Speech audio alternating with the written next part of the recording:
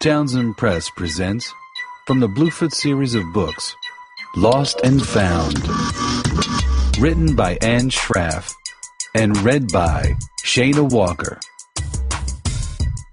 Chapter 1. Darcy Wills winced at the loud rap music coming from her sister's room. My rhymes were rocking, MCs were dropping, people shouting and hip-hopping. Step to me and you'll be inferior 'cause I'm your lyrical superior. Darcy went to Grandma's room. The darkened room smelled of lilac perfume, Grandma's favorite, but since her stroke, Grandma didn't notice it, or much of anything. "Bye, Grandma," Darcy whispered from the doorway. "I'm going to school now." Just then, the music from Jamee's room cut off, and Jamee rushed into the hallway. "Like she even hears you," Jamee said as she passed Darcy. Just 2 years younger than Darcy, Jamee was in 8th grade, though she looked older. "It's still nice to talk to her. Sometimes she understands. You want to pretend she's not here or something?" "She's not," Jamee said, grabbing her backpack. "Did you study for your math test?" Darcy asked. Mom was an emergency room nurse who worked rotating shifts. Most of the time, Mom was too tired to pay much attention to the girls' schoolwork, so Darcy tried to keep track of Jamee. "Mind your own business," Jamee snapped. "You got 2 D's on your last report card," Darcy scolded. "You want to flunk?" Darcy did not want to sound like a nagging parent, but Jamee wasn't doing her best. Maybe she couldn't make A's like Darcy, but she could do better. Jamee stomped out of the apartment, slamming the door behind her. "Mom's trying to get some rest," Darcy yelled. "Do you have to be so selfish?" But Jamee was already gone, and the apartment was suddenly quiet. Darcy loved her sister. Once, they had been good friends, but now all Jamee cared about was her new group of rowdy friends. They leaned on cars outside of school and turned up rap music on their boomboxes until the street seemed to tremble like an earthquake. Jamee had even stopped hanging out with her old friend Alicia Roble, something she used to do every weekend. Darcy went back into the living room where her mother sat in the recliner sipping coffee. "I'll be home at 2:30, Mom," Darcy said. Mom smiled faintly. She was tired, always tired, and lately she was worried, too. The hospital where she worked was cutting staff. It seemed each day fewer people were expected to do more work. It was like trying to climb a mountain that keeps getting taller as you go. Mom was 44, but just yesterday she said, "I'm like an old car that's run out of warranty, baby. You know what happens then? Old car is ready for the junk heap." Well, maybe that hospital is going to tell me one of these days, "Maddie Mae Wills, we don't need you anymore. We can get somebody younger and cheaper." "Mom, you're not old at all," Darcy had said. But they were only words, empty words. They could not erase the dark, weary lines from beneath her mother's eyes. Darcy headed down the street toward Bluford High School. It was not a terrible neighborhood they lived in. It just was not good. Many front yards were not cared for. Debris, fast food wrappers, plastic bags, old newspapers, blew around and piled against fences and curbs. Darcy hated that. Sometimes she and other kids from school spent Saturday mornings cleaning up, but it seemed like a losing battle. Now, as she walked, she tried to focus on small spots of beauty along the way. Mrs. Walker's pink and white roses bobbed proudly in the morning breeze. The Houston's rock garden was carefully designed around a wooden windmill. As she neared Bluford, Darcy thought about the science project that her biology teacher, Miss Reed, was assigning. Darcy was doing hers on tidal pools. She was looking forward to visiting a real tidal pool, taking pictures, and doing research. Today, Miss Reed would be dividing students into teams of 2. Darcy wanted to be paired with her close friend, Brisanna Meeks. They were both excellent students, a cut above most kids at Bluford, Darcy thought. "Today we are forming project teams so that each student can gain something valuable from the other," Miss Reed said, as Darcy sat at her desk. Miss Reed was a tall, stately woman who reminded Darcy of the Statue of Liberty. She would have been a perfect model for the statue if Lady Liberty had been a black woman. She never would have been called pretty, but it was possible she might have been called a handsome woman. "For this assignment, each of you will be working with someone you've never worked with before." Darcy was worried. If she was not teamed with Brazana, maybe she would be teamed with some really dumb student who would pull her down. Darcy was a little ashamed of herself for thinking that way. Grandma used to say that all flowers are equal, but different. The simple daisy was just as lovely as the prize rose. But still, Darcy did not want to be paired with some weak partner who would lower her grade. Darcy Wills will be teamed with Tara Carson, Miss Reed announced. Darcy gasped. Not Tara. Not that big, chunky girl with a brassy voice who squeezed herself into tight skirts and wore lime green or hot pink satin tops and cheap jewelry. Not Tara who hung out with Cooper Hodden, that loser who was barely hanging on to his football eligibility. Darcy had heard that Cooper had been left back once or twice and even got his driver's license as a sophomore. Darcy's face felt hot with anger.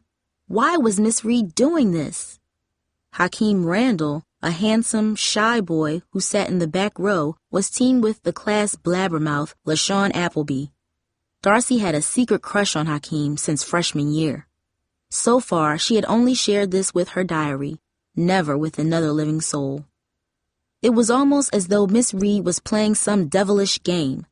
Darcy glanced at Tara, who was smiling broadly. Tara had an enormous smile, and her teeth contrasted harshly with her dark red lipstick. Great, Darcy muttered under her breath. Miss Reed ordered the teams to meet so they could begin to plan their projects. As she sat down by Tara, Darcy was instantly sickened by a syrupy, sweet odor. She must have doused herself with cheap perfume this morning, Darcy thought. Hey, girl, Tara said. Well, don't you look down in the mouth. What's got you looking that way? It was hard for Darcy to meet new people, especially someone like Tara, a person Aunt Charlotte would call low class. These were people who were loud and rude. They drank too much, used drugs, got into fights, and ruined the neighborhood. They yelled ugly insults at people, even at their friends. Darcy didn't actually know that Tara did anything like this personally, but she seemed like the type who did. I just didn't think you'd be interested in tidal pools, Darcy explained. Tara slammed her big hand on the desk, making her gold bracelets jangle like ice cubes in a glass, and laughed. Darcy had never heard a mule bray, but she was sure it made exactly the same sound. Then Tara leaned close and whispered, Girl, I don't know a tidal pool from a fool. Miss Reed stuck us together to mess with our heads. You hear what I'm saying? Maybe we could switch to other partners, Darcy said nervously. A big smile spread slowly over Tara's face. Nah, I think I'm going to enjoy this. You're always sitting here like a princess, collecting your A's. Now you got to work with a regular person, so you better loosen up, girl. Darcy felt as if her teeth were glued to her tongue. She fumbled in her bag for her outline of the project. It all seemed like a horrible joke now. She and Tara Carson standing knee-deep in the muck of a tidal pool?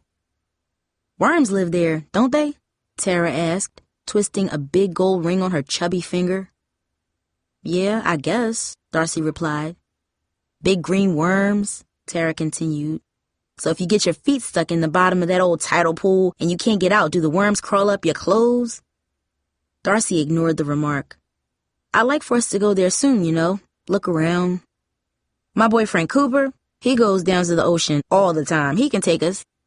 He says he's seen these fiddler crabs. They look like big spiders, and they'll try to bite your toes off. Cooper says so, Tara said. Stop being silly, Darcy shot back. If you're not even going to be serious. You think you're better than me, don't you? Tara suddenly growled. I never said, Darcy blurted. You don't have to say it, girl. It's in your eyes. You think I'm a lowlife and you're something special. Well, I got more friends than you got fingers and toes together. You got no friends. Everybody laughs at you behind your back. You know what the word on you is? Darcy Wills gives you the chills. Just then the bell rang, and Darcy was glad for the excuse to turn away from Tara, to hide the hot tears welling in her eyes. She quickly rushed from the classroom, relieved that school was over. Darcy did not think she could bear to sit through another class just now. Darcy headed down the long street towards home. She did not like Tara. Maybe it was wrong, but it was true. Still, Tara's brutal words hurt. Even stupid, awful people might tell you the truth about yourself. and Darcy did not have any real friends, except for Prasanna. Maybe the other kids were mocking her behind her back. Darcy was very slender, not as shapely as many of the other girls. She remembered the time when Cooper Hodden was hanging in front of the deli with his friends, and he yelled as Darcy went by, "Hey, is that really a female there? Sure don't look like it. Looks more like an old broomstick with hair." His companions laughed rudely, and Darcy had walked a little faster. A terrible thought clawed at Darcy. Maybe she was the loser, not Tara. Tara was always hanging with a bunch of kids, laughing and joking. She would go down the hall to the lockers and greetings would come from everywhere. "Hey, Tara. What's up, Tara? See you at lunch, girl." When Darcy went to the lockers, there was dead silence. Darcy usually glanced into stores on her way home from school. She enjoyed looking at the trays of chicken feet and pork ears at the little Asian grocery store. Sometimes she would even steal a glance at the diner sitting by the picture window at the Golden Grill restaurant, but today she stared straight ahead, her shoulders drooping. If this had happened last year, she would have gone directly to Grandma's house, a block away from where Darcy lived. How many times had Darcy and Jamie run to Grandma's, eaten applesauce cookies, drunk cider, and poured out their troubles to Grandma? Somehow, their problems would always dissolve in the warmth of her love and wisdom. But now, Grandma was a frail figure in the corner of their apartment, saying little, and what little she did say made less and less sense. Darcy was usually the first one home. The minute she got there, Mom left for the hospital to take the 3 o'clock to 11 o'clock shift in the ER. By the time Mom finished her paperwork at the hospital, she would be lucky to be home again by midnight.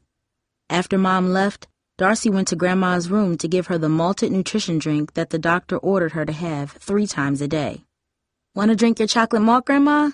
Darcy asked, pulling up a chair beside Grandma's bed. Grandma was sitting up, and her eyes were open. "No, I'm not hungry," she said listlessly.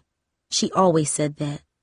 "You need to drink your malt, Grandma," Darcy insisted, gently putting the straw between the pinched lips. Grandma sucked the malt slowly. "Grandma, nobody likes me at school," Darcy said.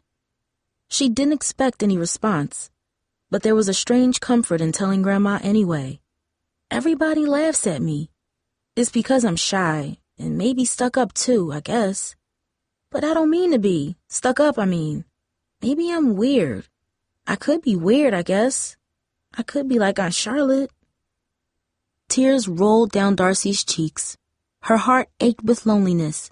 There was nobody to talk to anymore. Nobody who had time to listen. Nobody who understood. Grandma blinked and pushed the straw away. Her eyes brightened as they did now and then. "You are a wonderful girl. Everybody knows that," Grandma said in an almost normal voice. It happened like that sometimes. It was like being in the middle of a dark storm and having the clouds part, revealing a patch of clear, sunlit blue. For just a few precious minutes, Grandma was bright-eyed and saying normal things. "Oh, Grandma, I'm so lonely," Darcy cried, pressing her head against Grandma's small shoulder. "You was such a beautiful baby," Grandma said, stroking her hair. "That one is gonna shine like the morning star. That's what I told your mama. That child is gonna shine like the morning star.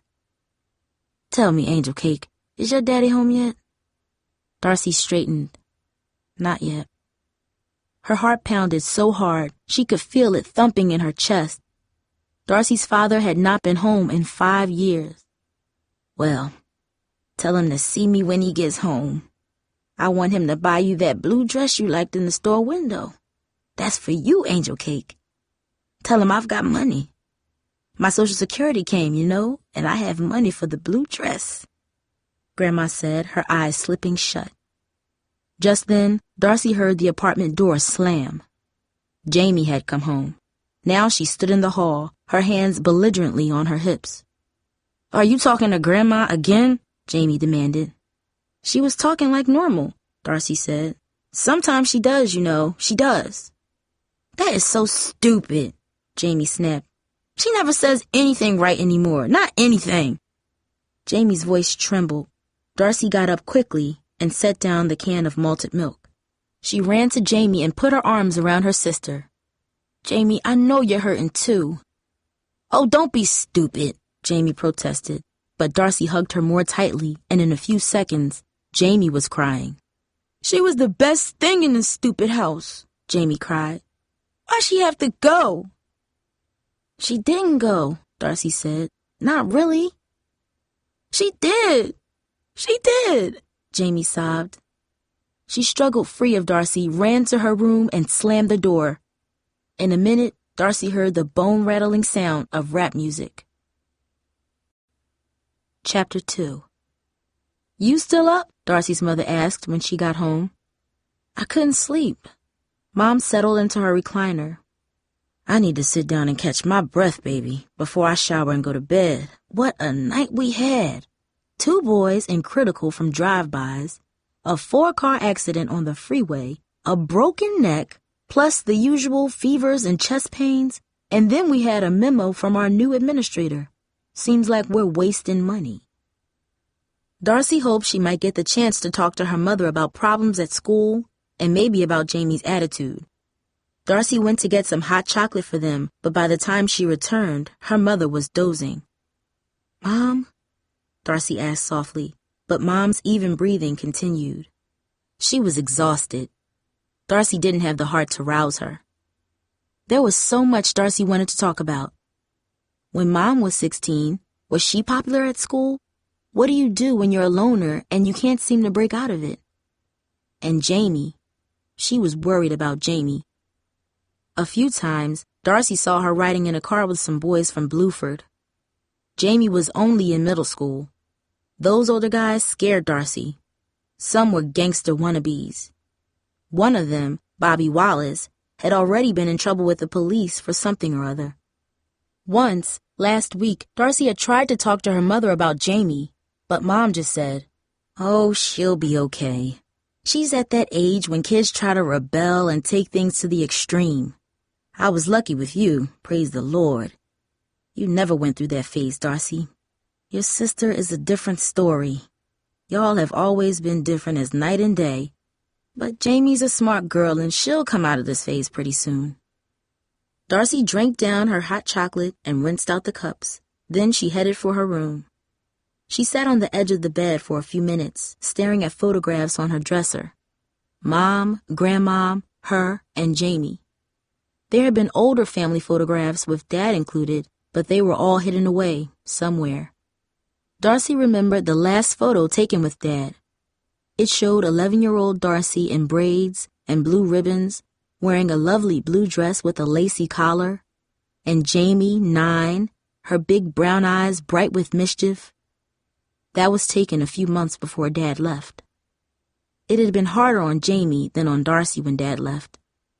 Darcy was closer to Mom, but Jamie was Daddy's little girl.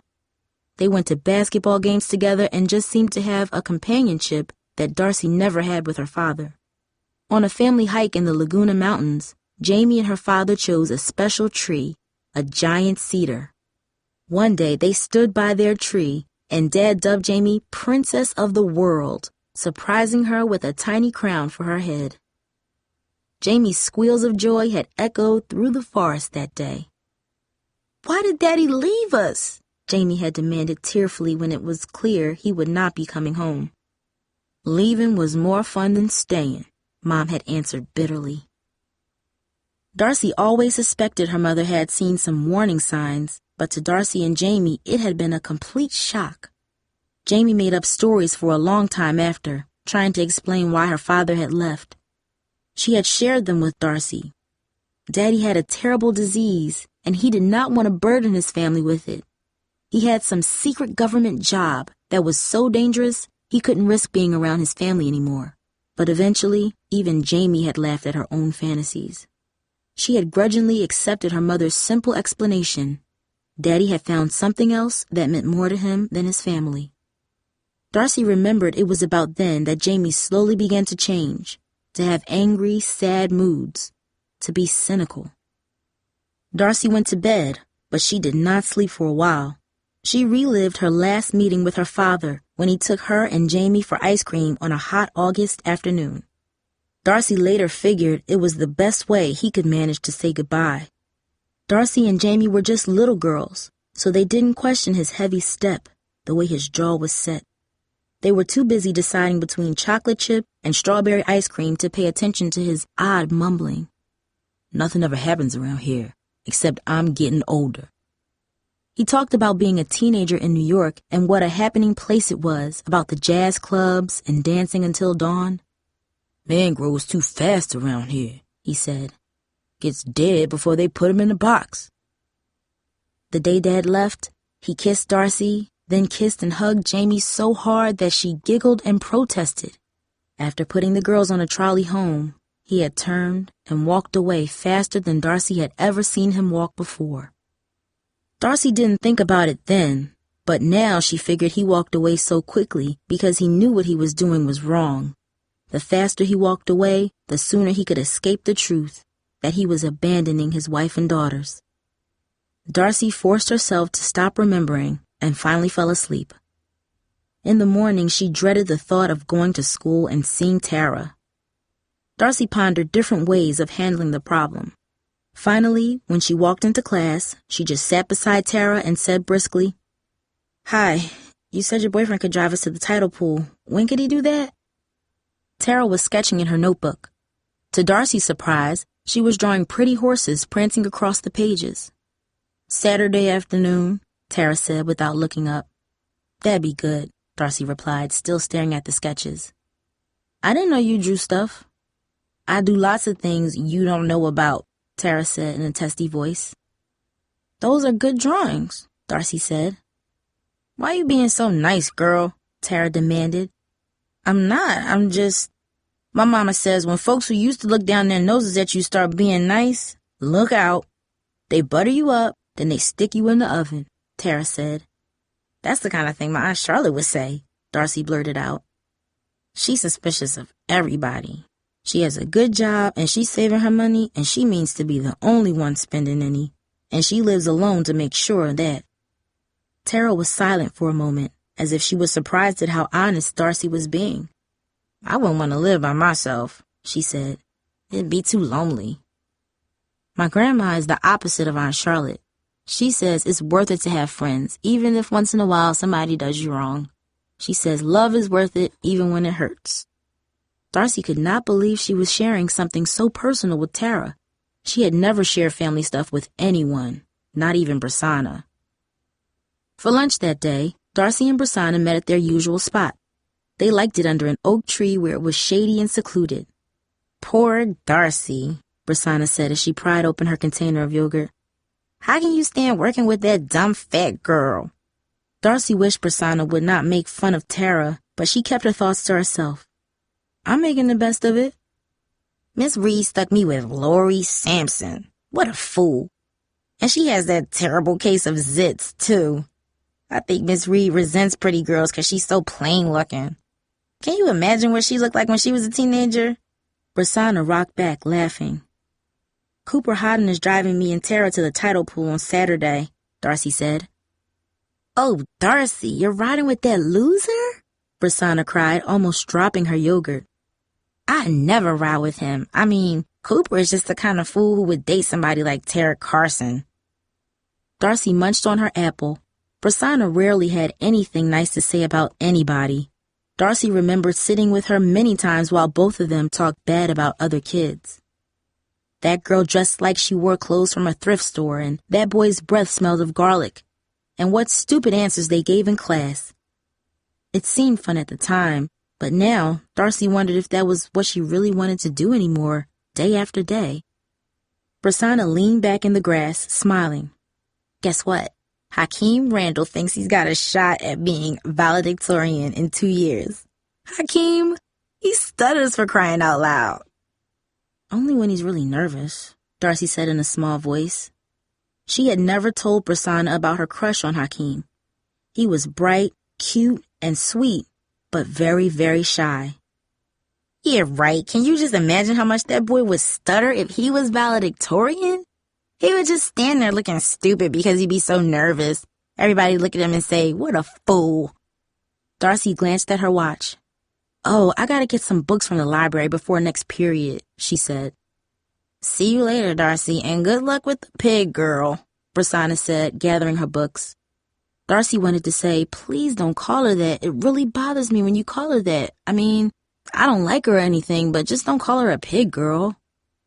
But Darcy instead said, "Yeah, see you later." Darcy was in the school library searching for books on tidal pools when she heard a familiar voice. Bobby Wallace was with a friend on the other side of the bookshelves. Darcy drew closer without the boy seeing her.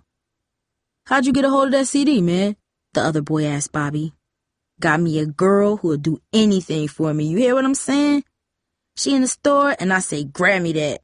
And she will, 'cause she do anything I ask, see? She crazy about me, you hear me?" Bobby boasted. "Don't she get caught in nothing?" the other boy asked. "Nah, man, she's smooth. Besides, that fool's so busy with another customer, he don't see nothing. I pipe the tune and she dances, you hear what I'm saying?" Bobby bragged. "She only 14, but man, she looks so good, everybody thinks she 18. Darcy felt as if a bolt of electricity had gone through her. Was Bobby talking about Jamie? He had to be. She was the only middle school girl Darcy ever saw hanging with Bobby and his friends. There was always loud music blasting from Bobby's car, and guys leaning out, picking on kids they would spot on the sidewalk. Jamie was vulnerable. After all, Bobby was good-looking and older, and she had to be the girl dancing to the tune he was piping, stealing for him. That was bad enough, but how soon would it be before she was in the car during a drive-by shooting or something? Last year, a pair of older kids convinced a 15-year-old girl to shoot another driver as part of a gang initiation. Now she was facing a murder charge as an adult. When Darcy got home from school, she fed Grandma her pudding, then waited for Jamie. Darcy could not even open her books and start her homework until she talked to her sister. Mom had to rush to the hospital to make a staff meeting before her shift began. Everybody at the hospital was jittery about new cutbacks ever since the hospital hired a new administrator who promised to raise profits. Alone in the apartment, Darcy looked out the window and waited for her sister. Jamie was late. Finally, an hour later than usual, Bobby Wallace dropped her off in his red Nissan. When Jamie came into the apartment, Darcy confronted her. "What are you doing hanging out with those people? They're too old for you. You're only in middle school. Stick with kids your own age, not punks from Bluford." Jamie threw down her backpack and glared at Darcy. "They're not punks. They're my friends. The kids at middle school are stupid." "Bobby Wallace is trouble," Darcy snapped. "He is not," Jamie almost screamed. "Jamie, be quiet or you'll wake up Grandma," Darcy warned. "Who cares?" Jamie shouted all the louder. "She doesn't know if she's awake or sleeping anyway. And you don't know anything about Bobby Wallace. Everybody likes him, and there are girls who die for a chance to be in my shoes with Bobby. But he likes me best, and you're just jealous because you're a sophomore in high school and you don't even have a boyfriend. You need to get a life and leave me alone." Darcy felt the blood rushing to her face. She was handling this all wrong. Instead of helping Jamie, she was making her angry, which would drive her even closer to Bobby. Forcing her anger away, Darcy took a deep breath and stared at her sister. "Jamie, are you stealing stuff for Bobby?" Darcy demanded. "Stealing?" Jamie repeated in a high-pitched tone. Darcy could always tell when Jamie was lying. Her voice went up an octave and trembled. "Why would I do that? Who says such a stupid thing?" "Bobby was telling his friend at school today that he had you wrapped around his finger and that you stole for him. He was laughing about it, and the other guy was laughing too. Bobby said you were just a stupid little kid and it was fun to make you dance to his tune." Darcy changed what Bobby had said a little, but she kept the main point. She felt bad for hurting Jamie, but she had to do it to help her sister. Jamie stood there, a strange, terrible look on her face, as if her heart had been stopped. She turned ashen. You're lying. Lying. Bobby wouldn't have said those things. He likes me. He loves me." Darcy was absolutely sure now that Jamie was the girl Bobby was talking about. "Do you want to get in trouble and go to jail because of some lousy punk who just soon dish you as kiss you? Jamie, you should have heard them laughing about that CD you stole, about how stupid you were. Bobby said you'd do anything for him because you were a puppet on a string, Darcy said. Jamie clamped her hands over her ears and screamed, "Stop it! I hate you! I hate you!" She turned and ran into her room, slamming the door so forcefully that the apartment walls shook. In a second's time, loud rap music thumped through the apartment. "And it's you I blame for making this noise, for causing this pain, for taking my voice. And I needed to stop, like a tired old clock, before my body drops and my mind pops." Darcy stood outside the closed door of her sister's room. Mingled with the blasts of furious music were other sounds, loud sobs, things striking the walls, the sound of shattering glass. Chapter 3. "Who's that crying? Oh, my Lord, who's that crying?" Grandma moaned. Darcy rushed to Grandma's room. She was trying to get out of bed by herself. "One of the babies is crying, child." No, Grandma," Darcy said. "Let me bring you your walker. Here, I'll help you." Darcy wheeled the walker over to the side of the bed and slid her hand under Grandma's arm. "There we go." "Who's that crying? Maddie Mae? Is that Maddie Mae bawling like that? Is that you crying, Charlotte? One of my babies is crying," Grandma wailed.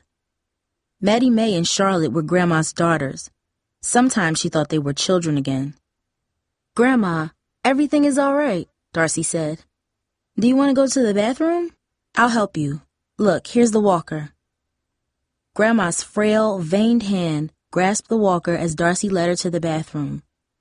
Darcy remembered being a little girl and Grandma guiding the handlebars of her first bicycle. Grandma was vigorous then. She was strong and full of life until that stroke a year ago. Darcy got Grandma back to bed and sat in the rocking chair next to her until she fell asleep.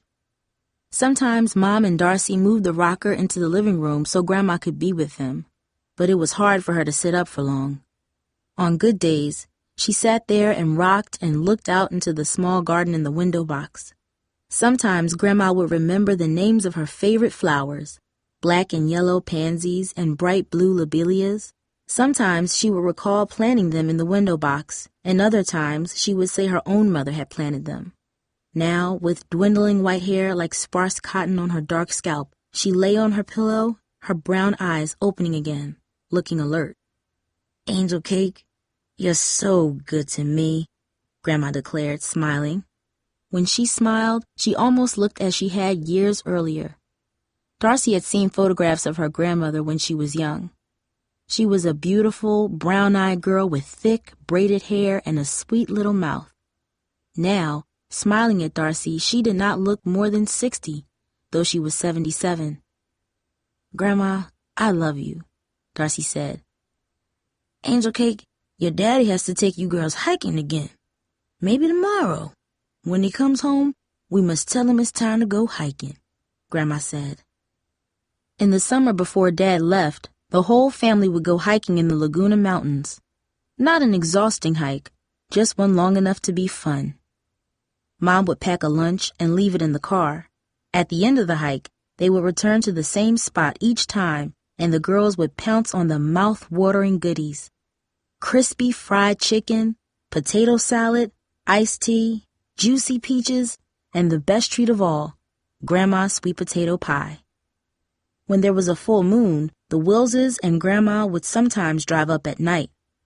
They would ooh and ah over the moon, and Dad would point out constellations to Darcy and Jamie. The Big Dipper, Cassiopeia, the Seven Sisters, Orion. Then Mom would tell scary ghost stories right before it was time to head home. She was so good at telling them. Her favorite was called The Tale of the Moon Monster. As the girls stared up at the full moon, so clear and bright you could see the dark shadows of the mountains, Mom would spin the creepy tale. "Your mother has to tell her ghost stories," Grandma said, remembering too. "I told her ghost stories when she was little. Now she has to tell them to you." "I remember, Grandma," Darcy said, overjoyed that for these brief moments Grandma was almost normal. "The moon monster," Grandma said. How it crawls from the moon, trailing silk clouds, and comes down to the woods and captures people to take back to the moon because it's lonely? Oh, Lord, how my mama scared me and my sisters with that story. And I told it to Maddie Mae and Charlotte and my boys. Grandma leaned forward a little and looked around, a puzzled expression on her face. Is Maddie Mae home yet? And Charlotte? Tell those girls to get in and stop roller skating on the sidewalk. It's almost dark now, and I want those girls to come inside. Yes, Grandma, Darcy said, holding Grandma's hand until she fell asleep again. A tear slipped down Darcy's cheek and left a salty trail across her lips. She mourned for what she had already lost of Grandma. The doctors did not know how long Grandma would live, but the grieving had already begun. In the morning, Jamie ate her breakfast in sullen silence. Mom was still sleeping, but even if she had been at the breakfast table, she probably would not have noticed Jamie's attitude. Mom was too bone-tired and too nervous about the new hospital administrator to think of much else. I'm sorry about last night, Darcy said. I didn't mean to yell at you. Jamie forked scrambled eggs into her mouth and gulped her orange juice. She got up and said in a flat voice, It doesn't matter. I mean, what do I care what Bobby Wallace says about me? Like I care what that stupid fool is saying. I don't even notice him anymore. I don't care about any guy. I hate them all. Some guys are nice, Darcy said. How would you know, Darcy? Jamie asked. I know some nice guys at school, even if I don't date them. Guys like Hakeem Randall. He's always helping out with food drives and cleanup campaigns and stuff, Darcy replied. Nice is such a stupid word, Jamie said, strapping on her backpack and heading out the door. Darcy didn't want to spy on her sister, but when Jamie was gone, Darcy looked in her room. She wanted to find out what the sound of shattering glass last night was all about. Darcy refused to look in Jamie's dresser drawers, but she did look in the trash can, which was full to overflowing. Sheets of newspaper were wrapped around something bulky, and Darcy carefully unwrapped it. She found a framed photograph of Bobby Wallace. Scrawled on the bottom was, To my girl, Jamie, your Bobby. The glass over the photo had been smashed into splinters. The photo itself was defaced by a black felt pen. There were discarded clippings from school newspapers describing Bobby's triumphs on the football field. Jamie had carefully clipped out every story, however briefly Bobby was mentioned. Now she had torn the clippings into shreds. Darcy returned everything to the trash can, wrapping the newspapers around the shattered picture as Jamie had done. Darcy felt guilty that she poked around among Jamie's hurtful memories, though she felt relieved that Jamie had seemed to cut ties with Bobby. Poor Jamie. She was wounded by Dad's leaving, Grandma's drifting away, and now she was hurt again. On Saturday afternoon, Cooper and Tara picked up Darcy for the trip to the tidal pool. Cooper drove an old pickup truck with a camper shell on the back. Darcy brought along a thick notebook and her camera. All the way to the tidal pool, Tara and Cooper were exchanging good-natured insults, then roaring with laughter. Girl, you so fat. Every time you leave an all-you-can-eat restaurant, they close down for a few weeks, Cooper said, laughing at his own joke. Coop, you so dumb. You went to a movie and the man at the ticket window said, under 17, not admitted. So you went home and brought back 16 of your friends, Tara shot back. Rocking side to side with laughter, she almost squeezed Darcy right out the door. Darcy girl, Coop's the most stupid guy at Bluford, Tara added. He thinks the school was named Bluford because the guy who built it had a blue Ford. So Einstein, Cooper said, looking at Tara. Who was the school named for? A guy named Bluford, you dummy. Some famous old guy named Bluford, Tara answered. Cooper roared again with laughter. See, she don't know from nothing who Bluford is. If you so smart, you ought to know who this Bluford dude was. I do know, Tara said. His name was Jim Bluford, and he was a great football player who won the Super Bowl 5 times in a row. Darcy smiled. Tara was faking, of course. She had no more idea than Cooper who Bluford was. A football player, Cooper bellowed. What kind of crazy answer is that, girl? You must be tripping. Nobody would name a school after some jock. Not even after Michael Jordan. No way. Bluford has to be some big-time politician or something. Actually, Darcy said, the school was named for Guy Bluford, the first African-American to go up in space. He rode one of the space shuttles. Tara wrinkled her nose. Get out of here. You're so weird to know something like that, girl. They talk about it at school assemblies, Darcy explained. Like we listened during those boring assemblies about stuff that happened 100 years ago, Tara said. Bluford went into space in the 1980s, Darcy added. That's why no one likes you, girl, Tara said. You know too much. Maybe when we get to that tidal pool, we ought to feed it to the sharks, Cooper said, laughing loudly. There are no sharks in tidal pools, Darcy said. The water is very shallow. I mean, picture a shark in a wading pool, right? Man, this girl's making me crazy, Cooper told Tara. Let's lose her. We could say it was an accident. You should be glad to learn something, Darcy retorted. Do you want to be ignorant all your life? What's that supposed to mean? Cooper shot back angrily. Just 'cause I've been left back in school, you think I'm going to be ignorant all my life? He charged. That's not what I meant at all. Darcy tried to explain but gave up, realizing what a dreadful mistake this outing was. The three sat in silence until the pickup truck rattled to a stop at the end of a street. From there, a long twisting path led to the tidal pool. Darcy slung her camera over her back and followed the winding, rocky path toward the ocean's edge. She was happy to be out of the truck. What's a tidal pool anyway? Tara asked in a bored voice. It's like a pool for the tide, Cooper chuckled. Like rich folks got pools, and the tide got a pool. You hear what I'm saying? It's a place where the sea meets the land, Darcy said. The tide goes in and out, so sometimes the water is very shallow and sometimes it's deeper. Different kinds of creatures live in the water at different levels. Maybe this would be a good place to push her in, Tara said as they made their way past a treacherous spot on the trail. Below, the water rolled against the rocks, making a foamy mist. Nah, Cooper said. You needed to get your project done. You gonna flunk biology as dumb as you are. Then you'll be stuck in high school for the rest of your natural life. This brainy girl's gonna get you out of high school before you got as many gray hairs as my granny. You really are hilarious, you two, Darcy said sarcastically. You should have your own TV show. When they finally reached the tidal pool, Cooper exclaimed, Man, it's crawling with weird things. Look at all the stuff floating around. Too bad we ain't bring bottles to catch some of that stuff. We are not allowed to remove anything, Darcy warned. That will spoil the ecosystem of the tidal pool. We can take lots of pictures, though. What's that green thing? Tara asked. Ew, it's disgusting.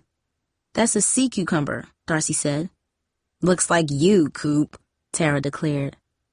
Hey, babe, I see you right there. That wiggling thing under the water. Look at it. It's your spitting image, Cooper taunted.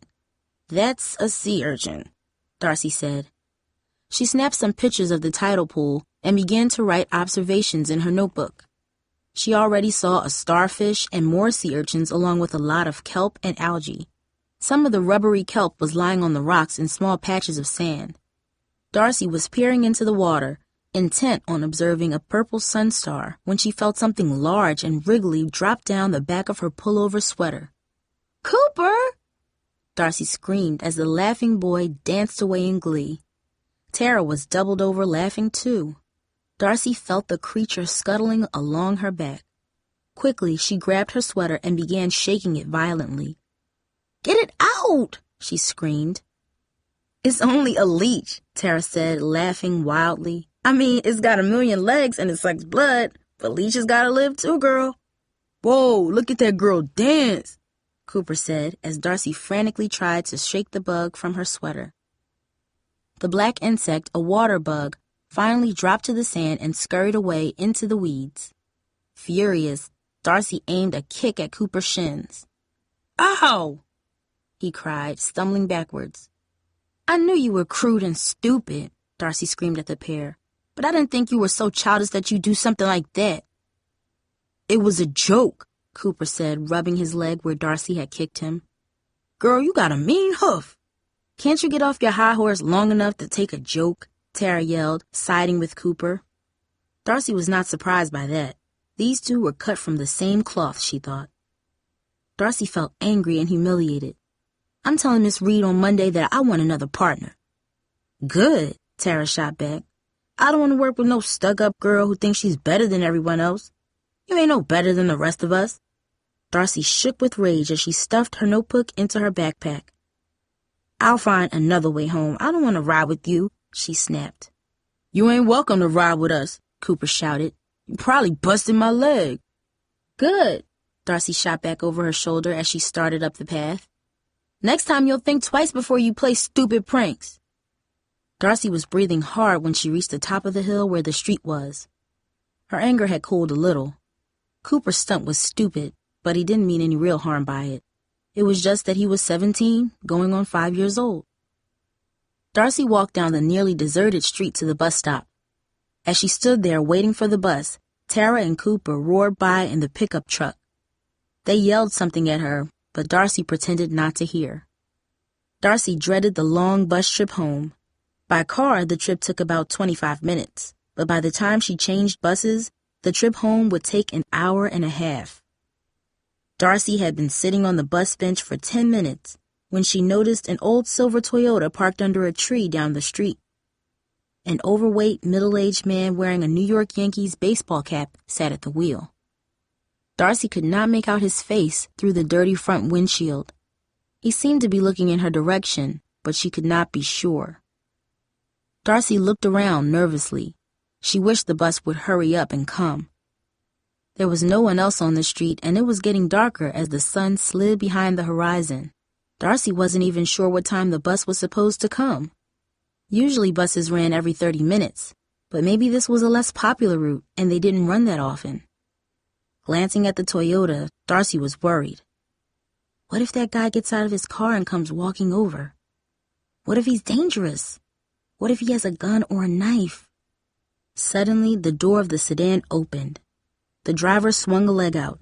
He was getting out of the car. Darcy looked around the empty street desperately. Maybe she should just take off running. What if he had chased her? What if he had a gun and shot at her while she ran? She could not run a bullet. Chapter 4.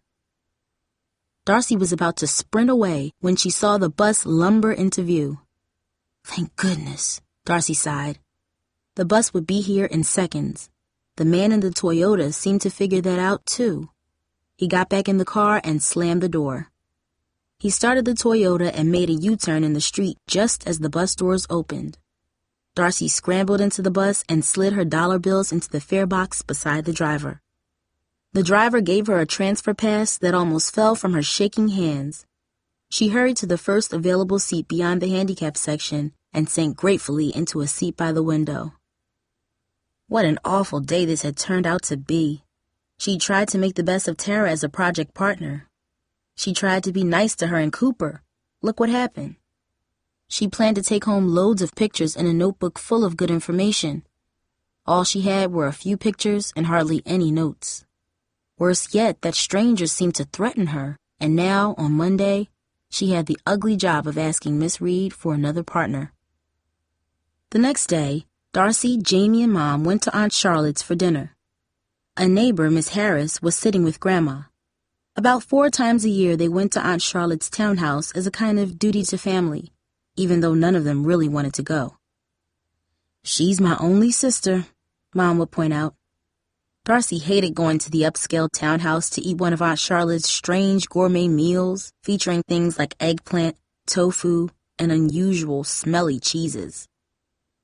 Your hair looks terrible, Maddie, Charlotte scolded the moment they came through the doorway. Don't you ever go to the beauty salon? Lord knows you make a decent salary in that hospital. You don't need to have your hair looking like a bird's nest. I've got no time for beauty salons, Mom grumbled. Well, make time. There's nothing more important for a woman than attending to her appearance. Charlotte's critical gaze fell on Jamie next. And you look like a homeless child who's fished her wardrobe out of a dumpster. Now look at your sister. Darcy has the good sense to look neat and attractive. Darcy did not want to be the one earning Aunt Charlotte's approval. Still, she smiled weakly, trying to be polite. Everybody at school dresses like this, Jamie said in her own defense. She flopped down on the sofa and began playing with Aunt Charlotte's Pekingese dog. Children today have no style, Charlotte continued as she lit the candles on her table. They haven't a clue about giving good impressions to people who can help them up the ladder of success. Would I be an executive secretary in a major bank if I didn't present myself properly? Darcy waited for Aunt Charlotte to ask how Grandma was. After all, she was Grandma's daughter, too. She hardly ever came over. She never even wanted to say hello to Grandma over the phone. One time, when Darcy's mother begged her to come over, Aunt Charlotte got an almost terrified expression on her face and said, "Oh, don't ever pressure me to come over there again, Maddie. I cannot bear people in Mom's condition. I just can't bear them." "So how are things at the hospital?" Charlotte asked her sister. "Are they still dumping all their paperwork on you?" "Everybody's working hard in the ER," Mom said. "We've had staff cuts and more are on the way. The workload is getting worse every day." Aunt Charlotte changed the subject. "I cannot understand why you continue to live in that awful neighborhood, Maddie. I mean, it can't be good for your daughters to live among all those low-class people." "Oh, no," Mom said. "The girls have nice friends. Rosanna is one of Darcy's friends, and she's a lovely girl. And your friends are nice too, aren't they, Jamie?" "Yeah, right," Jamie said, glaring at the eggplant dish on the table. "You see," Charlotte said sharply, "she dresses in a slovenly way, and she has no manners. She doesn't even have the courtesy to look at me when she speaks to me." "Jamie," Mom scolded, "don't mumble into your food when you're talking to someone." Jamie looked up, her eyes narrow with resentment. "I don't even want to be here, okay? You act like you're better than we are. And every time we come here, you make the nastiest food." Aunt Charlotte recoiled in horror. "I will have you understand that I make gourmet meals which are raved over by all my friends. How dare you?" "Jamie," Mom warned, "you better watch your mouth." "I won't," Jamie yelled, glaring at Aunt Charlotte. "You never ever come visit Grandma. You never even visited when she was in her own little house. Sometimes Grandma would cry about it. Now Grandma is dying, and Mom takes care of her, but you won't even come over to help for one lousy day in a month. You're selfish. You just sit in this ugly, stupid townhouse and spend all your money on ugly, stupid paintings that make me want to puke." "Jamie," Mom wailed, but it was too late. Aunt Charlotte got up and wiped her lips with the corner of her fancy napkin. "Maddie, please take your hateful, spoiled daughter and leave at once. And never bring her back until she learns to behave like a lady." Amid the clatter of Mom and Jamie getting up to leave, Aunt Charlotte came to Darcy's side and said, "I wish you didn't have to go. You have that certain something that your sister will never have. Class. And I'm afraid she takes after your good-for-nothing father." Darcy did not say anything. She hurried after her mother. Jamie was already racing down the stairs toward the car. When they all reached the car, Mom began bitterly scolding Jamie. "How could you embarrass me like that? It's bad enough Charlotte has always looked down on me with her perfect life. You need to go to the salon. You should never have married that man in the first place. And now you're giving her good cause to say that I'm a bad parent?" Jamie crawled into the back seat, folded her arms, and closed her eyes. Darcy sat beside her mother up front. "Mom, Aunt Charlotte has no right to put you down," Darcy said. "You're a great nurse. You practically run that ER. You save people's lives every night. You're a hero and a great mom and a great daughter to Grandma. Aunt Charlotte just fools with a computer and an old bank, and she doesn't lift a finger for anybody but herself. She's got no right putting you down." Mom took her eyes off the road for a minute to look at Darcy. "Oh, baby, what would I do without you?" Tears began to roll softly down her cheeks. "But the truth is, I'm no hero. I'm just trying to keep ahead of a mountain of paperwork and doing about 1/3 of the patient care that I ought to be doing. I need the arms of an octopus to meet all their needs, And I did blow it marrying your father. Maybe I was a bad wife, or he wouldn't have left me like that. Mom, Darcy cried, it wasn't your fault. It was his fault. He was like what Pastor Bromley says about people who desert their families. They're weak and selfish. Jamie was roused to join in the condemnation of their father. Yeah, he was a jerk.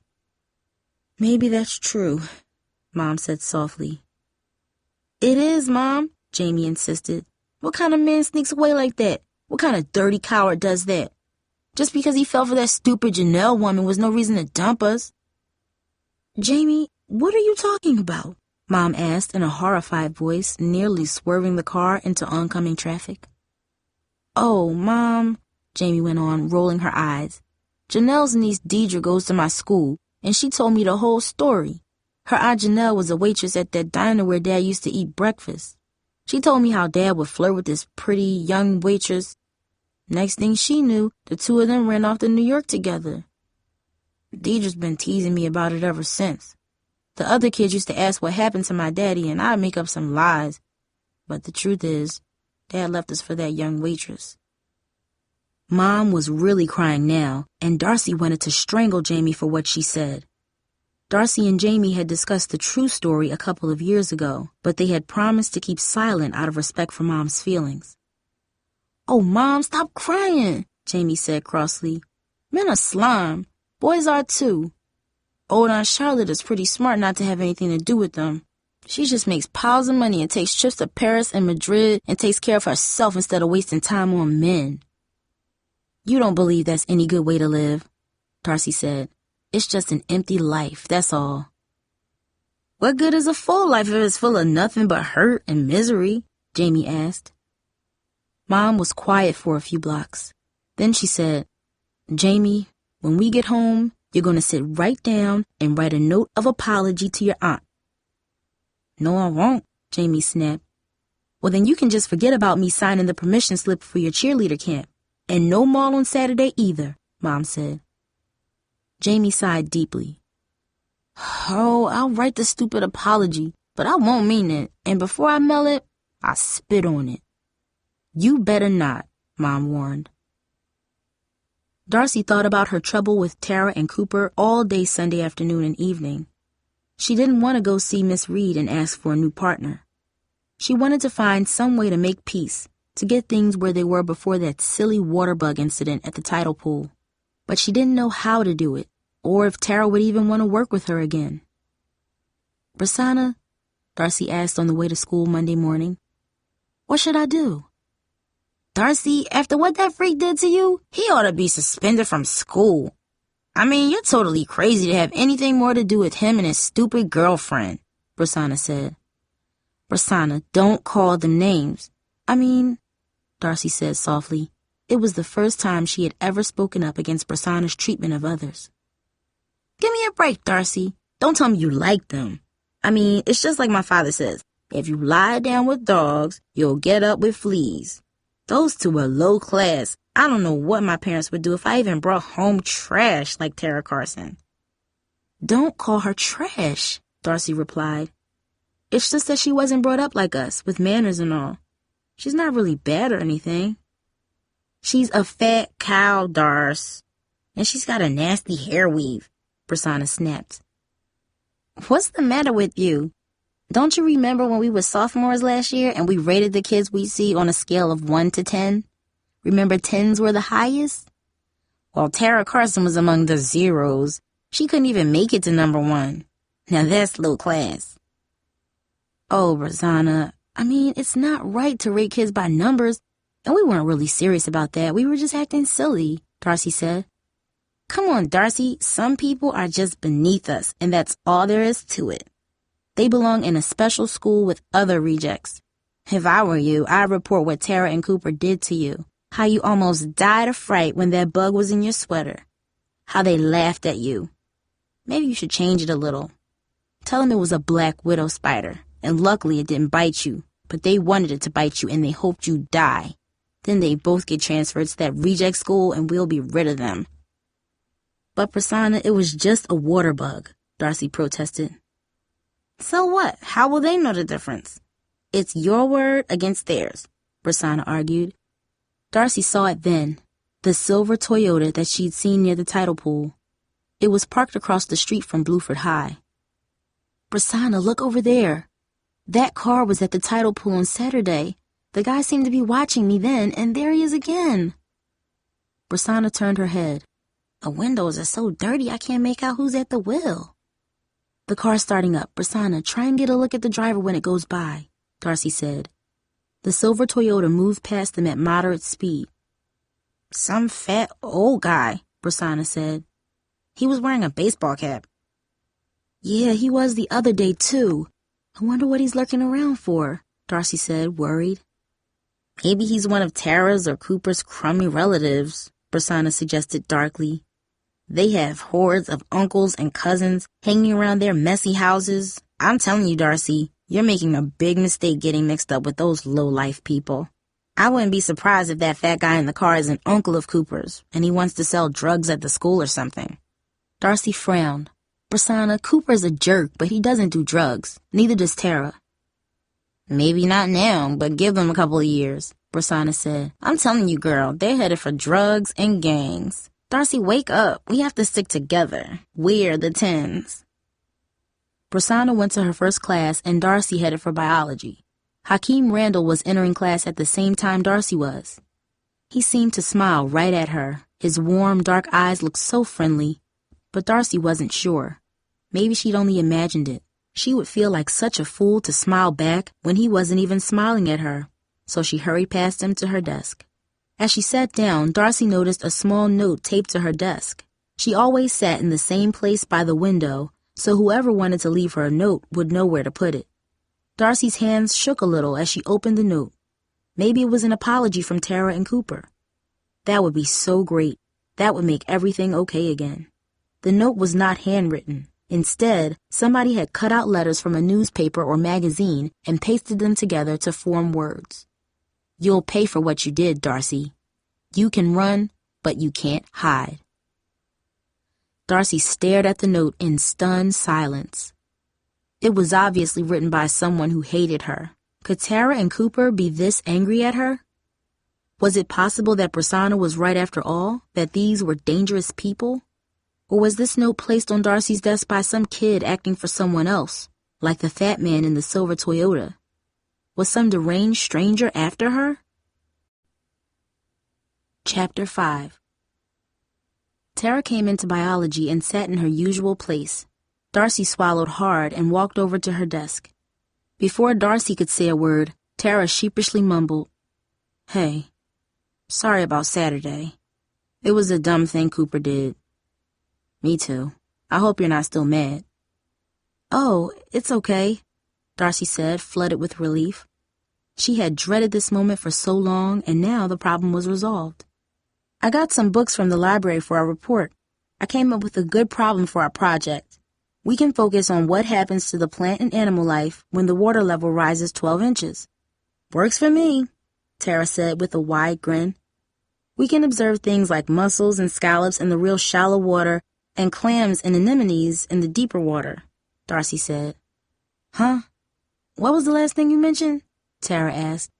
An anemone. They're like flowers under the water, red and pink and green. I saw a brooding anemone down at the tidal pool. What was it brooding about? Tara asked with a twinkle in her eye. Somebody coming after it? Darcy had to laugh. They can take care of themselves. They've got this mouth with 90 stinging tentacles. I thought you said they were pretty flowers. Ew.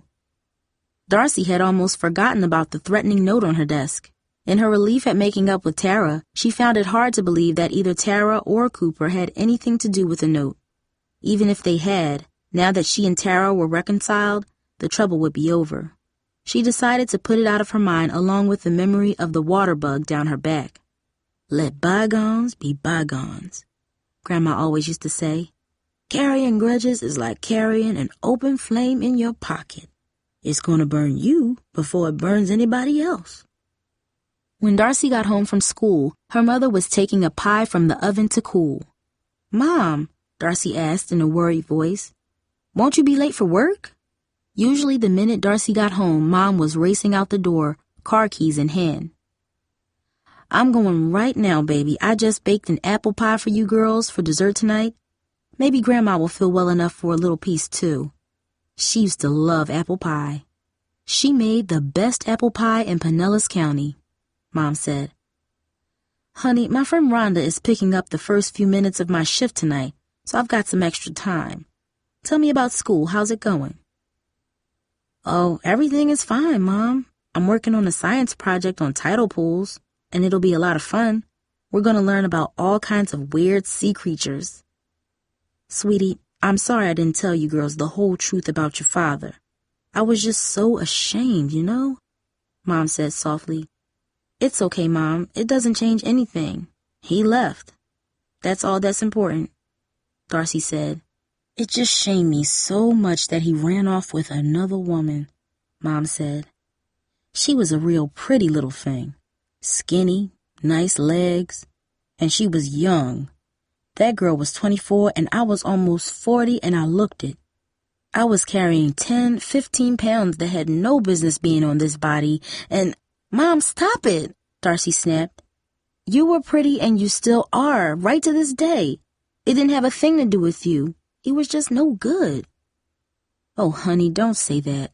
It's just that he was growing older, too. That bothered him a lot. Midlife crisis, you know.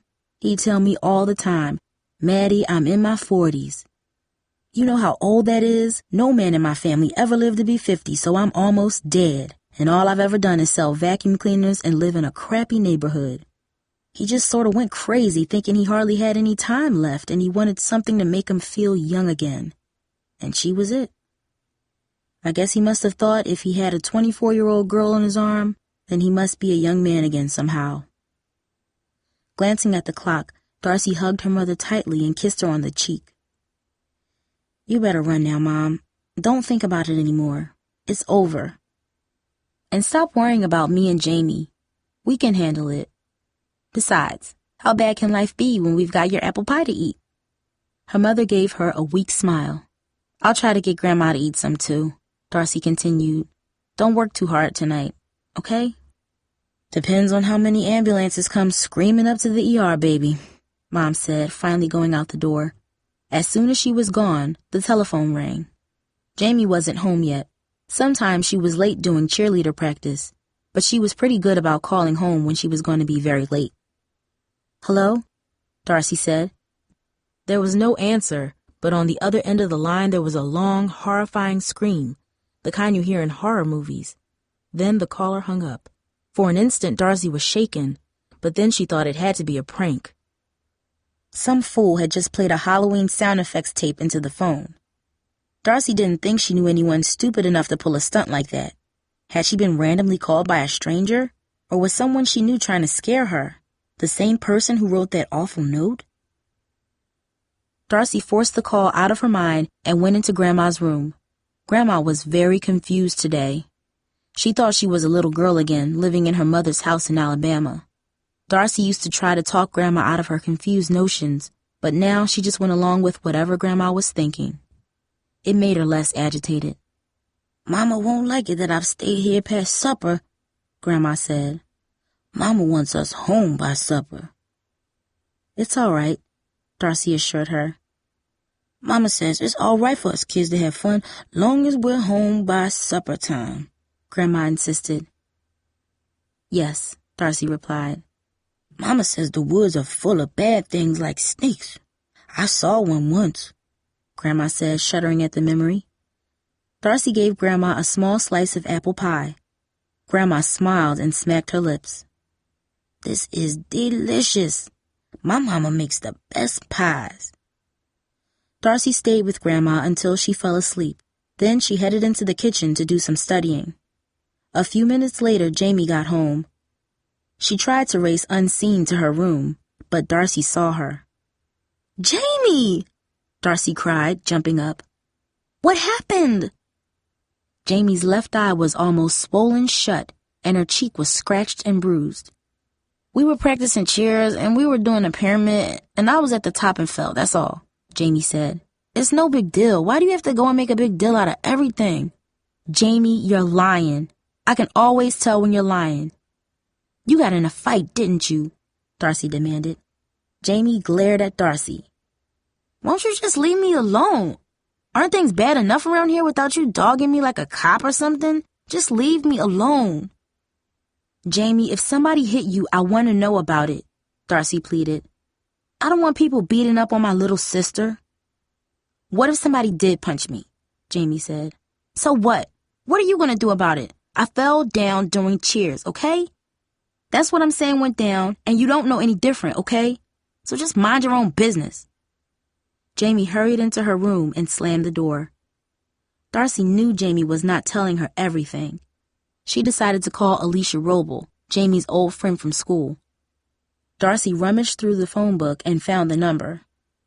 Hi, Alicia, this is Darcy, Jamie Wills' sister. Listen, was there a fight at school today? A fight? I didn't see any fight. I was in the library during the free period and I just don't know about any fight, Alicia said.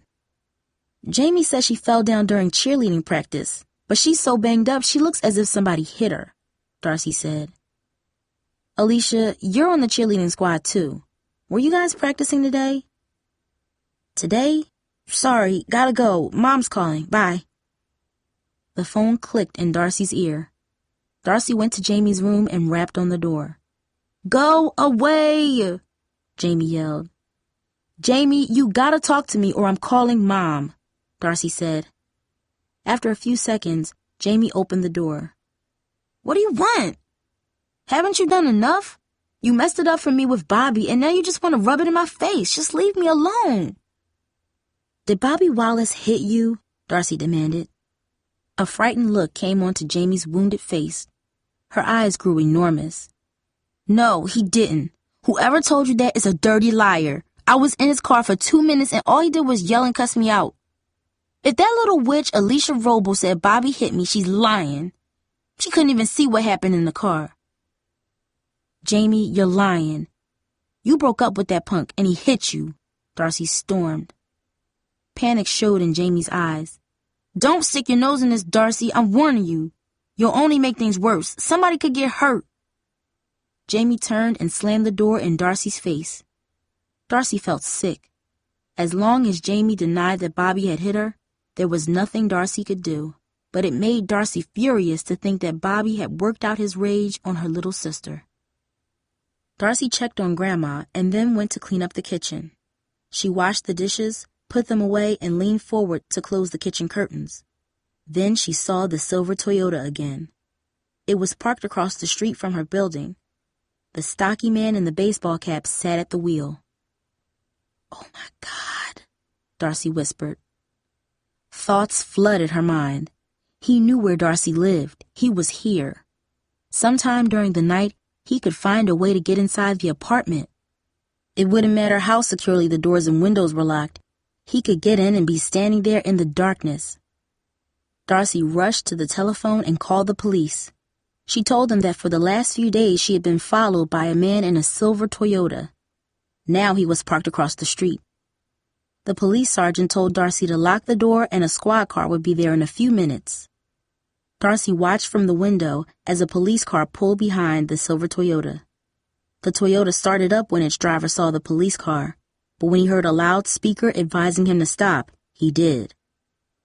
Darcy watched as police approached on both sides of the car. It was dark outside, and Darcy's view was partially blocked by several parked cars. She struggled to see what was happening. The man in the baseball cap handed some kind of ID out the window. The officers took their time checking it. Then the man must have been asked to step away from the car. As she watched, Darcy was trembling. She could not see the man clearly even when he was in the street because officers surrounded him. They checked him for weapons, and it looked as if he didn't have any. Then he got back in his car and waited while one of the officers came toward Darcy's apartment. Police, he said crisply at the door. Darcy opened it. Are you Darcy Wills, the person who made the call in the silver Toyota? Yes. Who is that man? What does he want? He's been at my school and everywhere I've been. Why is he stalking me? Darcy asked with increasing agitation. He claims to be your father, miss, the officer replied calmly. Darcy's heart pounded wildly. She gasped as if she were choking. My father? No, it can't be. My father has been in New York for years. He said his name is Carl Wills and his ID checks out. He has no outstanding warrants. He said he has 2 daughters, a 14-year-old and a 16-year-old that he hasn't seen in 5 years. I asked him to tell me when your birth date is. He said you were born on April 6th. Is that correct? Yes, but anybody could have known that, Darcy stammered. Miss, I'm going to ask my partner to have the man step from the car and walk under the street lamp. You should be able to see him pretty well from here, enough to know if it could be your father, the officer said. But I haven't seen him in 5 years, Darcy said. Just take a good look, the officer said. Is your mother home? No, she's at work. There's nobody here but my sister and my grandma, and Grandma's sick, Darcy answered. All right, the officer said. Just take it easy. Darcy watched the heavy man get out of the car again. He shuffled to the corner under a bright streetlight. Darcy remembered her father sprinting across a field after a baseball as fast as a teenager. It couldn't be him, she told herself. Her father took such pride in his body, in keeping fit. He used to work out at the gym and brag about wearing the same clothes size he did as a teenager. My daddy got fat and then he got old, Darcy remembered her father saying with a sharp laugh. I'm not going that route. No way. Now the man was standing directly under the light. For a moment, he reminded Darcy of a pathetic, baggy-pants, 2-bit clown caught in the footlights of a cheap theater. The man removed his baseball cap, revealing short gray hair like the stiff bristle of stubby dead grass at the end of the summer. Darcy's father had black hair, as black as the shiny surface of the black Mercedes he dreamed of and never got. Dad's skin was smooth as a just-ripe plum. This man had a pouchy face, like a balloon with most of the air leaked out. He had dark circles under his eyes. His whole body sagged, like a partially full garbage bag with the load shifting towards the bottom. But the more she looked, the more Darcy saw something familiar in the man's face. It's him. It's my father, she whispered. Well, what would you like for us to do, miss? The officer asked, after radioing his partner that the man could return to his car. Tell him to go away, please, Darcy said. Just tell him to go away. Tears blinded Darcy and her shoulders shook. He said he was trying to work up enough courage to contact you. You don't want to talk to him, is that right? The officer asked. Just tell him to leave us alone, Darcy sobbed. All right then. We'll advise him that he runs the risk of being arrested for stalking if he bothers you anymore. Would you like a restraining order? What's that? That's an order that officially warns a person to stay away from someone who's afraid of that person. If he violates the order, he could be immediately arrested. Your mother could talk that over with you tomorrow. No, Darcy responded, but tell him to go away. Just then, Jamie came out of her bedroom. The loud music in her room had prevented her from hearing Darcy's call to the police department. She looked shocked to find the police in the living room. The officer looked at Jamie and then Darcy. What is that all about? He asked, his gaze on Jamie's bruised face. I fell during cheerleader practice, Jamie said shrilly. If she's told you something else, it's a lie. Jamie, Darcy said, grabbing her sister's hand and pulling her to the window. Look out the window at that Toyota. That's Dad. He was sitting out there and I didn't know who he was and I called the police. He's been trying to talk to us. Jamie stared through the window. That lump in the car? That fat guy? That's not my father. That's not Daddy. Jamie caught her breath and her gasp ended in a sob. Is it? Chapter 6. Yeah, Jamie, it is, Darcy said. Oh, Jamie groaned, her hands clasped to her cheeks. Well, I'll go down there and tell him you don't want to be bothered, the officer said. Darcy and Jamie watched as the officer returned to the Toyota and talked to their father for a few minutes. Darcy saw the officer take a slip of paper from her father's hand. He's coming back up here, Jamie said nervously. The cop is coming back. At the apartment door, the officer gave Darcy the paper. It had a phone number written on it. Darcy always thought her father had beautiful handwriting. He had gone to a small grammar school down south where they were strict about penmanship. The phone number was written in his familiar, fancy script. It brought a fresh rush of pain into Darcy's heart. "He said he won't bother you anymore," the officer told them. "But if you ever want to contact him, this is the number to use, miss. He said he'd stay away from here and from your school. I don't think you need to worry about him annoying you again." Darcy nodded and mumbled a thank you, clutching the note in her fingers. The girls watched as the Toyota left, and then the police car. They couldn't tell if their father glanced up one more time at the apartment window. Jamie walked over to the kitchen table and sat down. She looked stunned. "Why would he come back here after all this time?" "I don't know," Darcy said. Memories flooded back like scenes from an old movie. Darcy remembered the days before her mother was forced to work long hours to keep a roof over their heads, before they moved into the smaller apartment to save money, before Grandma's crippling stroke. She recalled the barbecues in the backyard when the family lived in National City, and the trips to Tijuana when Daddy would buy the girls giant paper flowers and they would eat rolled tacos from street vendors. Most of all, she remembered the hiking trips into the mountains. They would find tadpoles in the spring streams, and Daddy would explain how they turned into frogs, and he would put the girls on his shoulders and march along with everybody chanting, "Ribbit, ribbit, ribbit." And then there were the visits to the giant cedar tree where he dubbed Jamie a princess, and just so Darcy wouldn't feel neglected, Daddy would put his hand on her shoulder and declare, "You're a princess too." Unable to shake the images from her mind, Darcy looked at Jamie and asked, "Do you remember the hiking trips we used to take?" "Yeah," Jamie said. "I think being there in the mountains was the last time I was really happy." She shook herself as if to chase away the memories. "Why do you have to come back like that? Like a stranger in the night?" Darcy shrugged. The heavy man in the Toyota seemed to have nothing to do with those good memories. He seemed no part of them. In a way, he just made things worse. "What's Mom gonna say?" Jamie asked. "I don't know," Darcy replied, "but we'll have to tell her." "Maybe she'll want him back," Jamie said. "She never dated anybody. Plenty of guys have liked her. You remember Chuck, the nurse from Jamaica? He really liked Mom. He sent her flowers and everything, but she never did go out with them. Maybe she still loves Dad." "I don't think so," Darcy said. "I don't ever want to see him in my entire life," Jamie asserted with sudden, unexpected passion. "I hate him. I wish he was dead. I wish we had gotten his death notice." Darcy made hot cocoa and waited with Jamie for Mom to come home. Going to bed and trying to sleep after what had happened was out of the question. "We're telling her tonight, huh?" Jamie asked. "Yeah, I can't sleep on it tonight," Darcy said. "Mom's gonna be shocked," Jamie added.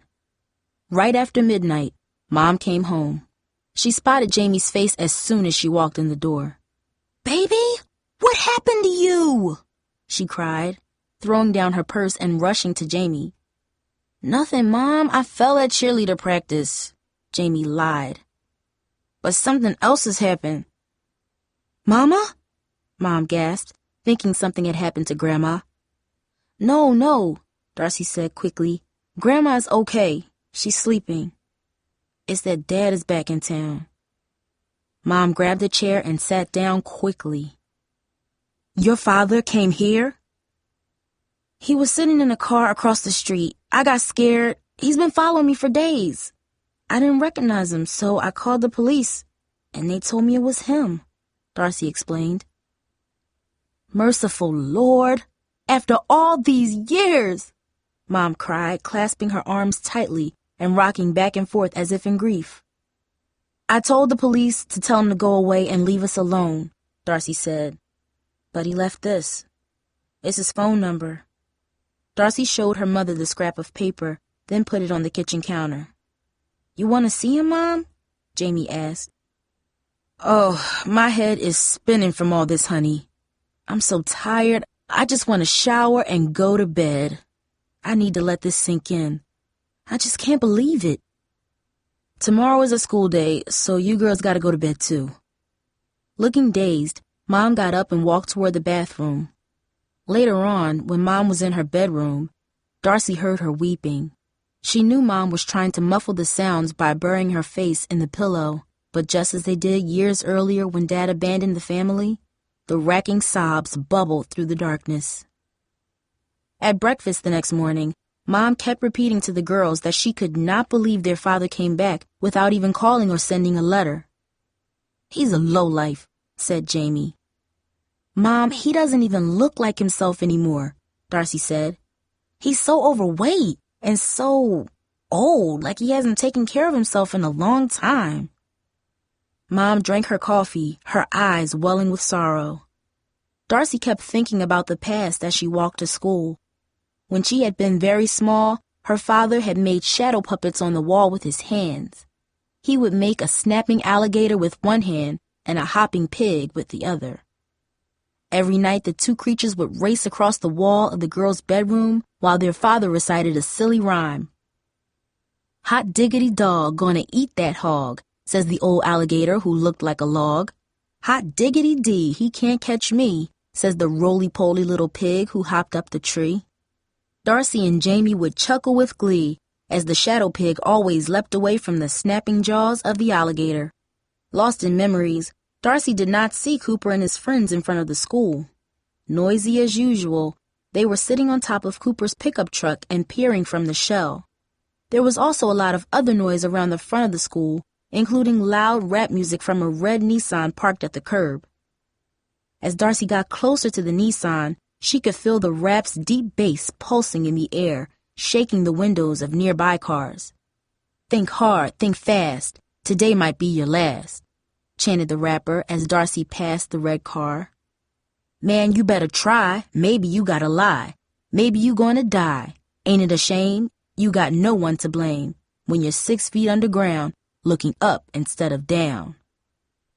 Just as Darcy got ready to cross the street, she heard the sound of an engine revving up loudly behind her.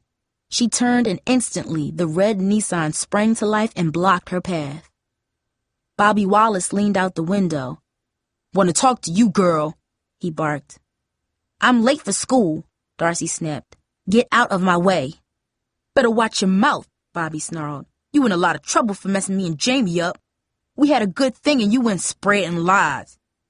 I want you to fix it. You hear what I'm saying?" "Are you crazy?" Darcy cried. "You think I want my sister hanging around with you? She was stealing for you, and when she broke up with you, you smacked her around. I wish you were in jail. If you touch her again, I'll make sure that's where you end up." Bobby's friend, who had been driving the Nissan, jumped from the car and came around, moving menacingly towards Darcy. "You think little old Jamie's face looked bad?" Bobby sneered. "You won't want to look in the mirror tomorrow when I get through with you." Darcy tried to run around the Nissan, but Bobby, out of the car now, grabbed her wrist. His friend took out a knife and flashed it at her. "You and me gonna get in the car and go for a drive and talk," Bobby said, turning up the car's stereo to drown out the sounds of Darcy's screams. "Maybe you gonna die," the rapper repeated. Darcy yanked on her wrist, trying to pull free. Up ahead, she saw students streaming into Bluford High, laughing and chattering. Nobody seemed to see the drama blocked by the red Nissan. "Get your hands off me!" Darcy screamed as loud as she could, swinging her arm free and kicking at Bobby's shins. "Let me go!" Darcy saw Bobby's hand coming at her face like a heavy club. It was all a blur after that. Cooper must have heard her scream even over the rap music because he and 3 of his buddies were all over Bobby and his friend. The hand aimed at Darcy's face never connected. Cooper and his crew pounced on Bobby and his friend, throwing them to the ground as the rap music howled. "Ain't it a shame? You got no one to blame when you're 6 feet underground and looking up instead of down." Beaten and bloody, Bobby and his friend crawled into the Nissan and took off. By that time, Tara and some other kids were there cheering. "Way to go, Coop!" Tara yelled above them all, helping Darcy up. "Little punks got what they deserve." "Thanks," Darcy said to Cooper and the other boys. It's fun knocking bullies upside their heads, Cooper laughed. I was so surprised Cooper would help me like that, Darcy admitted to Tara later on. Shows how much you know, girl, Tara scoffed. Coop might get lousy grades and he might act a little silly sometimes, but he's got heart. He won't let no sister get messed up by some thugs. Coop is one of the good guys. He wants to be a fireman when he finishes school. They're always saving folks. That's Coop. A number of kids had seen what happened in front of the school, and by afternoon, Bobby and his friend were disciplined. The principal, Miss Spencer, told Darcy that Bobby had been suspended for 3 days. She also explained that Bobby admitted to leaving the note on Darcy's desk and making the prank phone call to her house. If he caused any more trouble, Miss Spencer said he would be expelled. Darcy breathed a sigh of relief when she heard what had happened to Bobby. Walking home later that day, she thought about her run-in with Bobby and his friend. She couldn't remember ever being so afraid in her life. She had to catch her breath every time she thought about how that encounter with him could have turned out if not for Cooper. Near home, Darcy looked for the silver Toyota. She half expected to see it. She didn't know exactly how she felt when it wasn't there. Chapter 7. At school the next day, Darcy thanked Cooper again for rescuing her from Bobby and his buddy. Cooper turned her gratitude aside with a joke. Wasn't me done it, girl. It was that kick of yours. Man, you chased him away all by yourself. Oh, Coop, Tara scolded. Stop dissing your own self. You're a hero and you know it. A hero? Cooper repeated, his eyes huge. Sure, like John Wayne, Tara said. My daddy loves those old John Wayne movies on TV. That's who you're like, Coop. John Wayne. Only darker. Cooper began to swagger around and imitate John Wayne's famous walk. Gather round, pilgrims, Cooper said in his best John Wayne voice. Here I am, a big black John Wayne, come to town to right all the wrongs you dudes been piling up. Only I ain't got a horse. Anybody want to loan me a horse? Just then, Prasanna came walking along. She glanced briefly at Cooper and Tara and ignored them. Looking directly at Darcy, she asked, Want to eat lunch with me at the usual place? It's a nice place for lunch, Darcy said to Tara and Cooper. You guys want to join us? Prasanna began gesturing wildly behind Cooper and Tara's backs, trying to make Darcy understand that she was not in the least interested in all four of them eating lunch together. Tara and Cooper couldn't help noticing Prasanna's message. Go on, Darcy, Tara said. Go and have lunch. See you later. We like it right here. Tara looked hurt, but Darcy admired how cool she was about it. Oh, go ahead, Briss, Darcy answered. I think I'll stay here today and eat with these guys. Tara looked at Darcy and declared, You don't have to do that. I want to, Darcy said. Catch up with you later, Prasanna. Prasanna hurried off as if she could not move fast enough. As soon as Prasanna left, Cooper said, Oh, I get it. You feel sorry for us. I mean, it's like when a social worker comes to check the neighborhood lady who's on disability. She acts like she just loves to sit down and talk, but deep down she's looking down on that lady. Scowling, Cooper added, Listen, sister, you don't have to be tight with us. What if I want to? Darcy said, surprised by her own cool. What if I really want to? Well then, Tara said, that's different. A big grin spread over her face. As Darcy ate lunch with Tara and Cooper, other regulars joined them, kids Darcy had little to do with in the past. They had often passed Darcy in the halls, at the library, and even sat beside her in some classes, but they remained strangers. There was Keisha, whose parents owned and operated a tiny neighborhood grocery store. And there was Hakeem Randall, with a guitar slung over his shoulder. Once, when he sat off by himself, strumming and singing, Darcy had almost walked over to tell him how good he sounded, but she didn't. Now he sat beside her, talking with Cooper about football.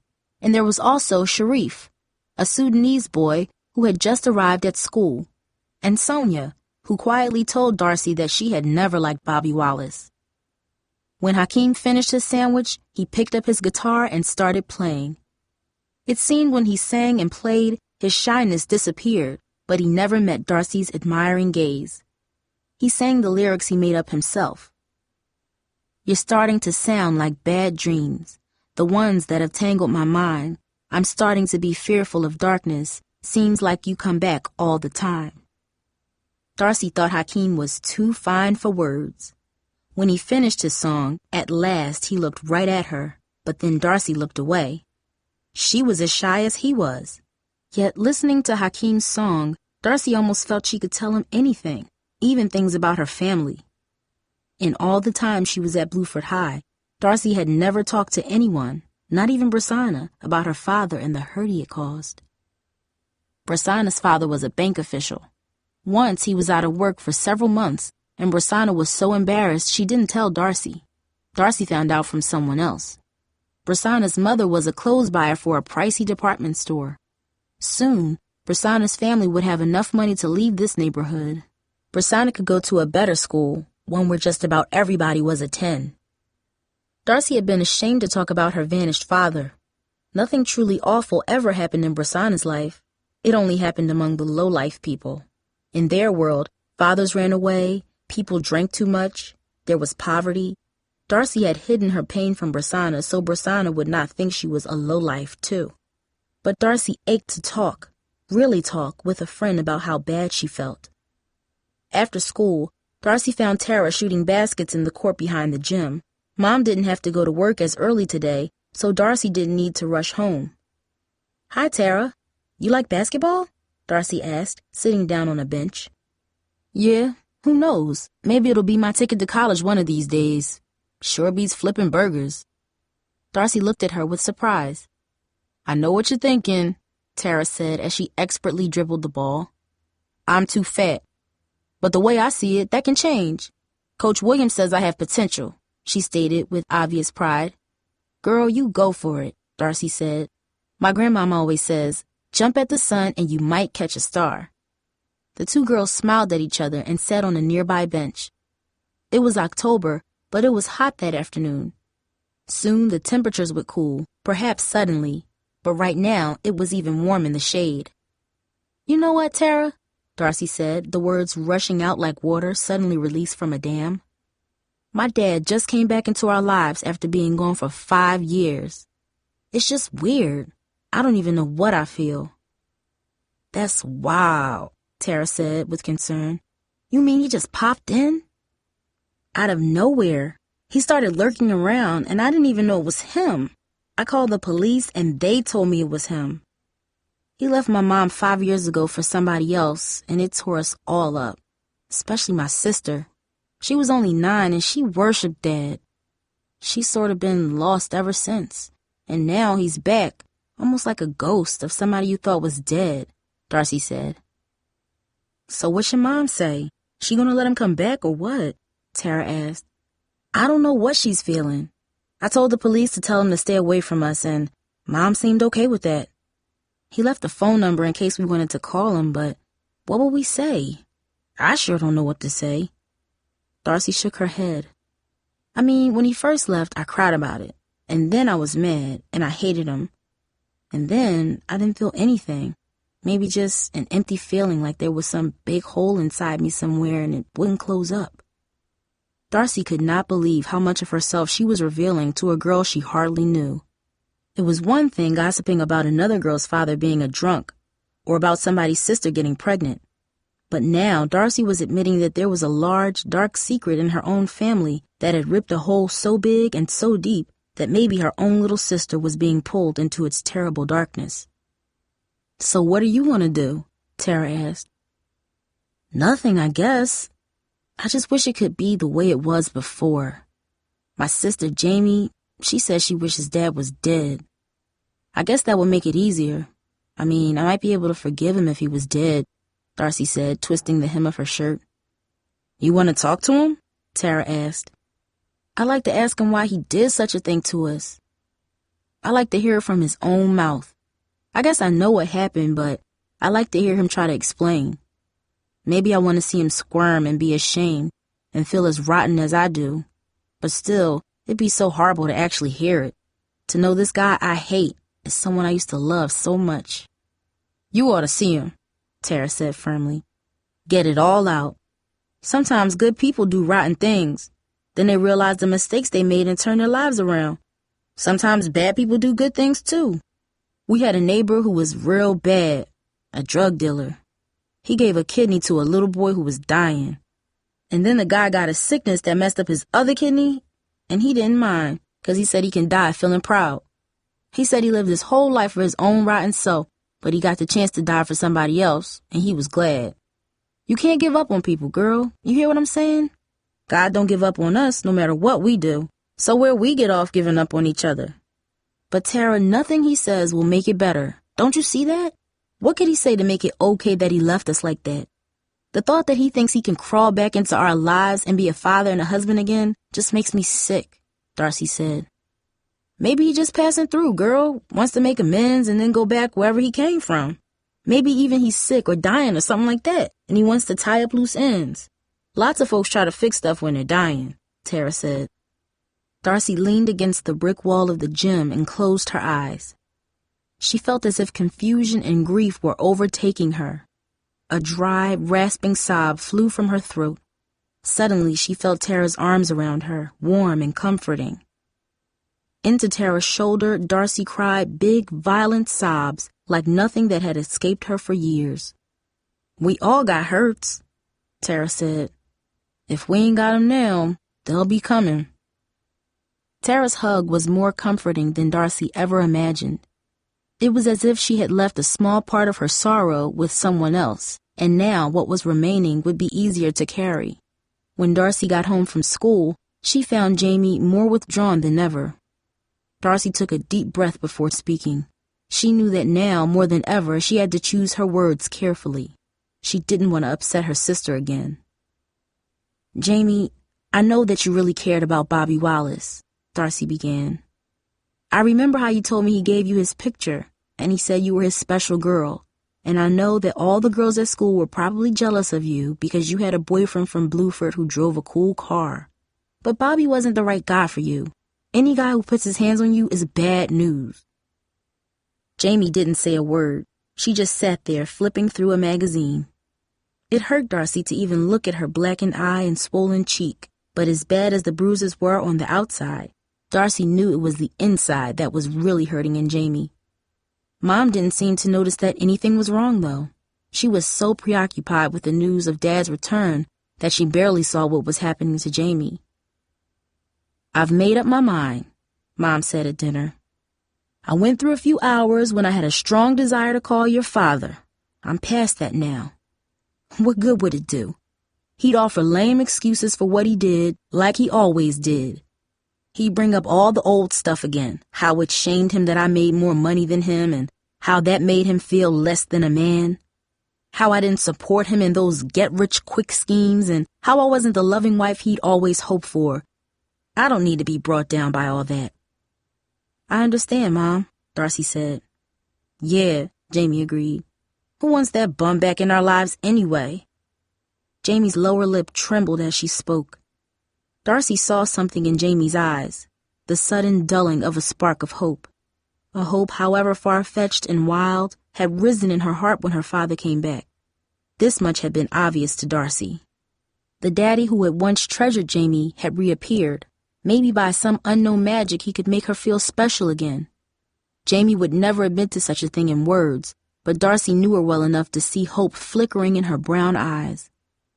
In Jamie's world of ear-shattering hip-hop music, of a much-loved, now almost lost grandma, a boyfriend who hurt and betrayed her, a father who abandoned her, even a slim thread of hope flared bright against the darkness, but now it too had gone out.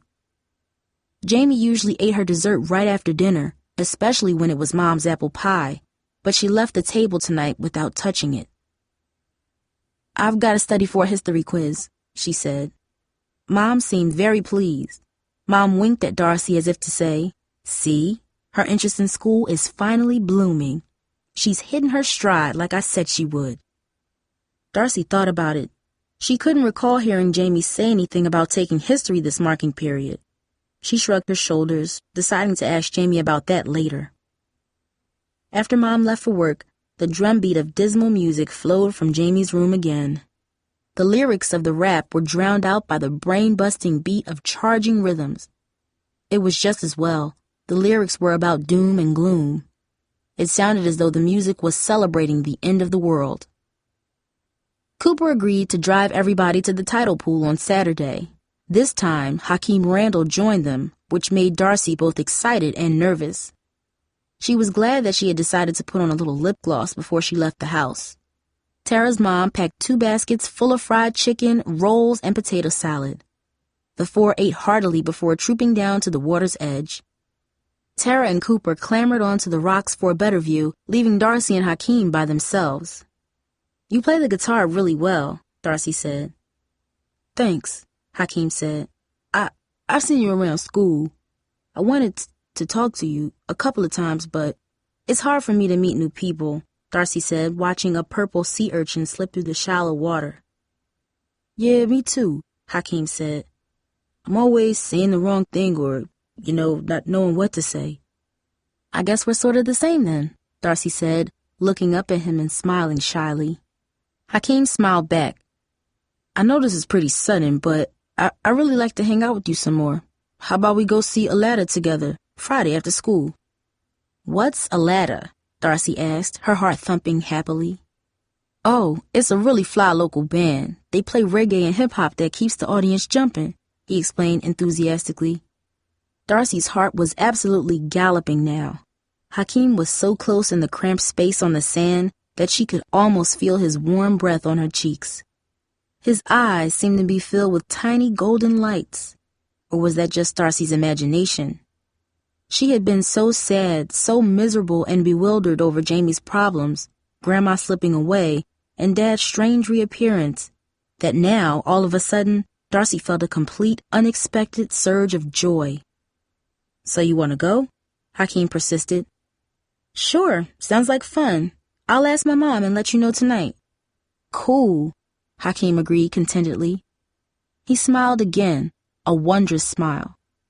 Darcy had never seen one quite like it before. The lights in his eyes sparkled like gold dust. Chapter 8. "Mom, I met a boy," Darcy blurted out at the dinner table that night. "Really, sweetheart?" Mom replied. "Yeah, his name's Hakeem Randall. He goes to my school and he's real cute. We got to talk this afternoon for the first time because he came with us to the tidal pool. And get this, he asked me to go to a concert with him after school Friday. Can I, Mom? I won't get home too late," she promised. "Well, I suppose so. Are any of your other friends going too?" "I don't know for sure, Mom, but Hakeem said Aladdin's the hottest thing going this year, so I bet Tara and Cooper are going to be there." "Just make sure you're home by 10 o'clock, her mother said. "I'm working the late shift that night, so I'll be here when you get back. You can tell me all about what happens," she added with a smile. "Thanks, Mom."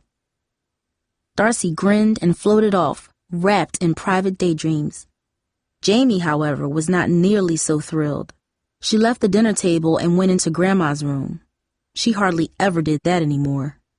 When Grandma was well and lived in her own little house, Darcy and Jamie spent a lot of time there. Jamie would race in first and fly into Grandma's arms, but now that Grandma was so confused and different, Jamie avoided her most of the time. Darcy heard voices from Grandma's room. "Grandma, do you remember hiking in the mountains?" Jamie asked in a forlorn voice. "Is that you, Jamie?" Grandma asked. "Yeah, it's me," Jamie said. "Do you remember when we go hiking and sometimes go back at night just to look at the stars and the moon? Remember how bright the moon was, Grandma?" "I'm glad we went hiking," Grandma said. "The air smells so nice. It's the pines, you know." "Yeah," Jamie mumbled, sounding incredibly sad. "I can't see the moon, Jamie. It's so dark, I can't see the moon at all. Tell me what it looks like." "It's big, real big. And the moon monster is ready to come down. He's lonely, Grandma. He's so lonely. He wants to catch somebody and take that person back to the moon so he has somebody to talk to." "Did you girls and your daddy catch plenty of fish? Carl is such a good fisherman," Don't they smell good, child? Grandma must have fallen asleep then, and Jamie left the room without saying anything. She went to her room and closed the door. Friday began like an ordinary day. Jamie left for school with her backpack at the regular time. She didn't eat much breakfast, but then she usually didn't. She didn't talk much, but that wasn't unusual either. Darcy didn't pay much attention to her because she was excited about going to the concert that evening with Hakeem. Thinking about Hakeem crowded most everything out of Darcy's mind. She didn't even think much about her father. Darcy had gone on a couple of dates before, but never with somebody she really liked, somebody like Hakeem. After English, she saw him in the hallway, as always, but this time she looked him in the eyes and smiled. "Are we still on for the concert?" he asked. "We certainly are," Darcy said. "I can't wait. I've been saving my money to buy a motorbike, and I'm almost there," Hakeem said. "But not quite yet. And since we can't have coupe carting us all over town, we're going to have to ride the bus to the concert. I hope you don't mind." "That's fine," Darcy replied. The truth was, she didn't care if they had to walk to the concert. She just wanted to be with Hakeem. "Well, the concert starts at 7, so I could meet you at your house at 6:15, and we could walk to the bus stop together," Hakeem suggested. "That'll be great," Darcy smiled, her heart leaping in her chest. Darcy and Hakeem took the bus to the little club downtown where the band was performing. As they worked their way through the ecstatic crowd to get closer to the band, friends here and there shouted out greetings. As much as Darcy enjoyed the music, she enjoyed being with Hakeem even more. His company put a glow on everything. After the concert, they strolled around downtown. Darcy thought the nice cafes and shops were a welcome change from her neighborhood, and being there with Hakeem only made the evening more magical. Hakeem was still flying high off the music. "Man, weren't they incredible? That's what I want to do. Get up in front of a crowd, set the beat, get people jamming and lost in the music," he said wistfully. "I can picture you up on stage," Darcy said. "Your voice is great, and so is your guitar playing," she added, smiling. Hakeem looked directly at Darcy. "You know, I never thought you would be so nice. I feel good with you, Darcy. I feel comfortable. I don't feel comfortable right away with many people. I mean, you seemed stuck up when I didn't know you, but I guess you're like me, just shy." Hakeem and Darcy arrived at her apartment just before 10 o'clock. They hesitated together at the door for a few minutes. Darcy was nervous, but she had to show him how much she liked him. So she pulled Hakeem's face down and kissed his cheek. Then Darcy grinned and ran inside. She knew Mom would be anxious to leave for her night shift at the hospital. "Did you have a nice time, baby?" Mom asked. She was already dressed, car keys in hand. "Yeah, Mom, it was wonderful," Darcy said. She didn't hear the rap music from Jamie's room. "Is Jamie home?" "No, she isn't," Mom said matter-of-factly. "She's spending the night with Alicia." Mom gave Darcy a quick peck on the cheek and hurried out. Darcy was surprised to hear that Jamie was spending the night over there. Jamie and Alicia had a falling out weeks ago when Jamie began hanging out with Bobby Wallace. Darcy decided to call Alicia's house. Alicia's mother answered the phone. When Darcy asked for Jamie, Mrs. Roble said, "I haven't seen your sister in weeks. Alicia isn't even here tonight. She's over at her father's for the weekend." Darcy rushed to Jamie's room. It was locked, but Darcy found a spare key and got in quickly. Darcy's hand shook as she turned the lock. The room looked the same, nothing unusual, but when Darcy checked the closet, she found all Jamie's favorite clothing gone. The t-shirts, the jeans, even her CDs. Jamie had left the nice dresses her mother had bought for her, the ones she never wore. She had left the family picture albums, the school books, the mosaic jewelry box Darcy had given her for her birthday, the beaded jewelry Jamie had spent hours making for herself. Darcy called every number she had for Jamie's friends or acquaintances. She even called Bobby Wallace's house. His mother said he was with his grandparents in Arizona. Nobody had seen or heard anything about Jamie's whereabouts. Darcy called the phone number her father had given them, but there was no answer. Darcy didn't want to bother her mother at work, but she had no choice. "Mom, Jamie's gone." "Gone? Baby, I told you she was spending the night with—" "Mom, no, that was a lie. I called Alicia's house and she wasn't even supposed to be there. Jamie took all her favorite stuff and she ran away, Mom." "Ran away? Lord in heaven, why would she do that? She's only a baby. She was fine at breakfast. Nothing was bothering her. Nothing in the world." Mom was crying. Her voice was shaking. "I'll be home as soon as they can get someone to take my shift." "Okay, Mom, I'll make some more calls," Darcy said. Darcy finally talked to two of Jamie's classmates who returned her calls.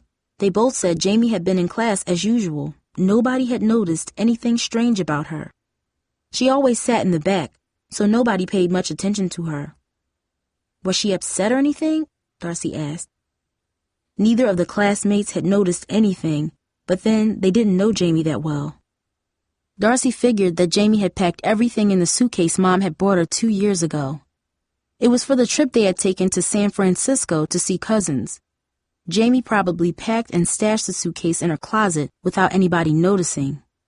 Mom was napping. Darcy was distracted. Who would have seen her? When Darcy's mother came home, she called the police.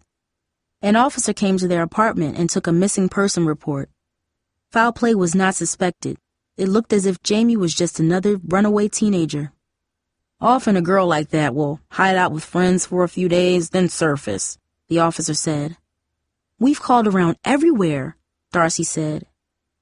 "There's one other thing," Mom said. "A week ago, her father showed up after 5 years. He left his phone number. I'm sure Jamie wouldn't have gone to him, but I suppose you should check there too." After the officer left, Mom began to cry. "How could she do something like this to us? How could that child hurt this family after it's already been through so much? I've done my best for her. I've struggled for my children, struggled alone. How could she do such a thing?" Darcy hugged her mother and whispered, "She'll be back.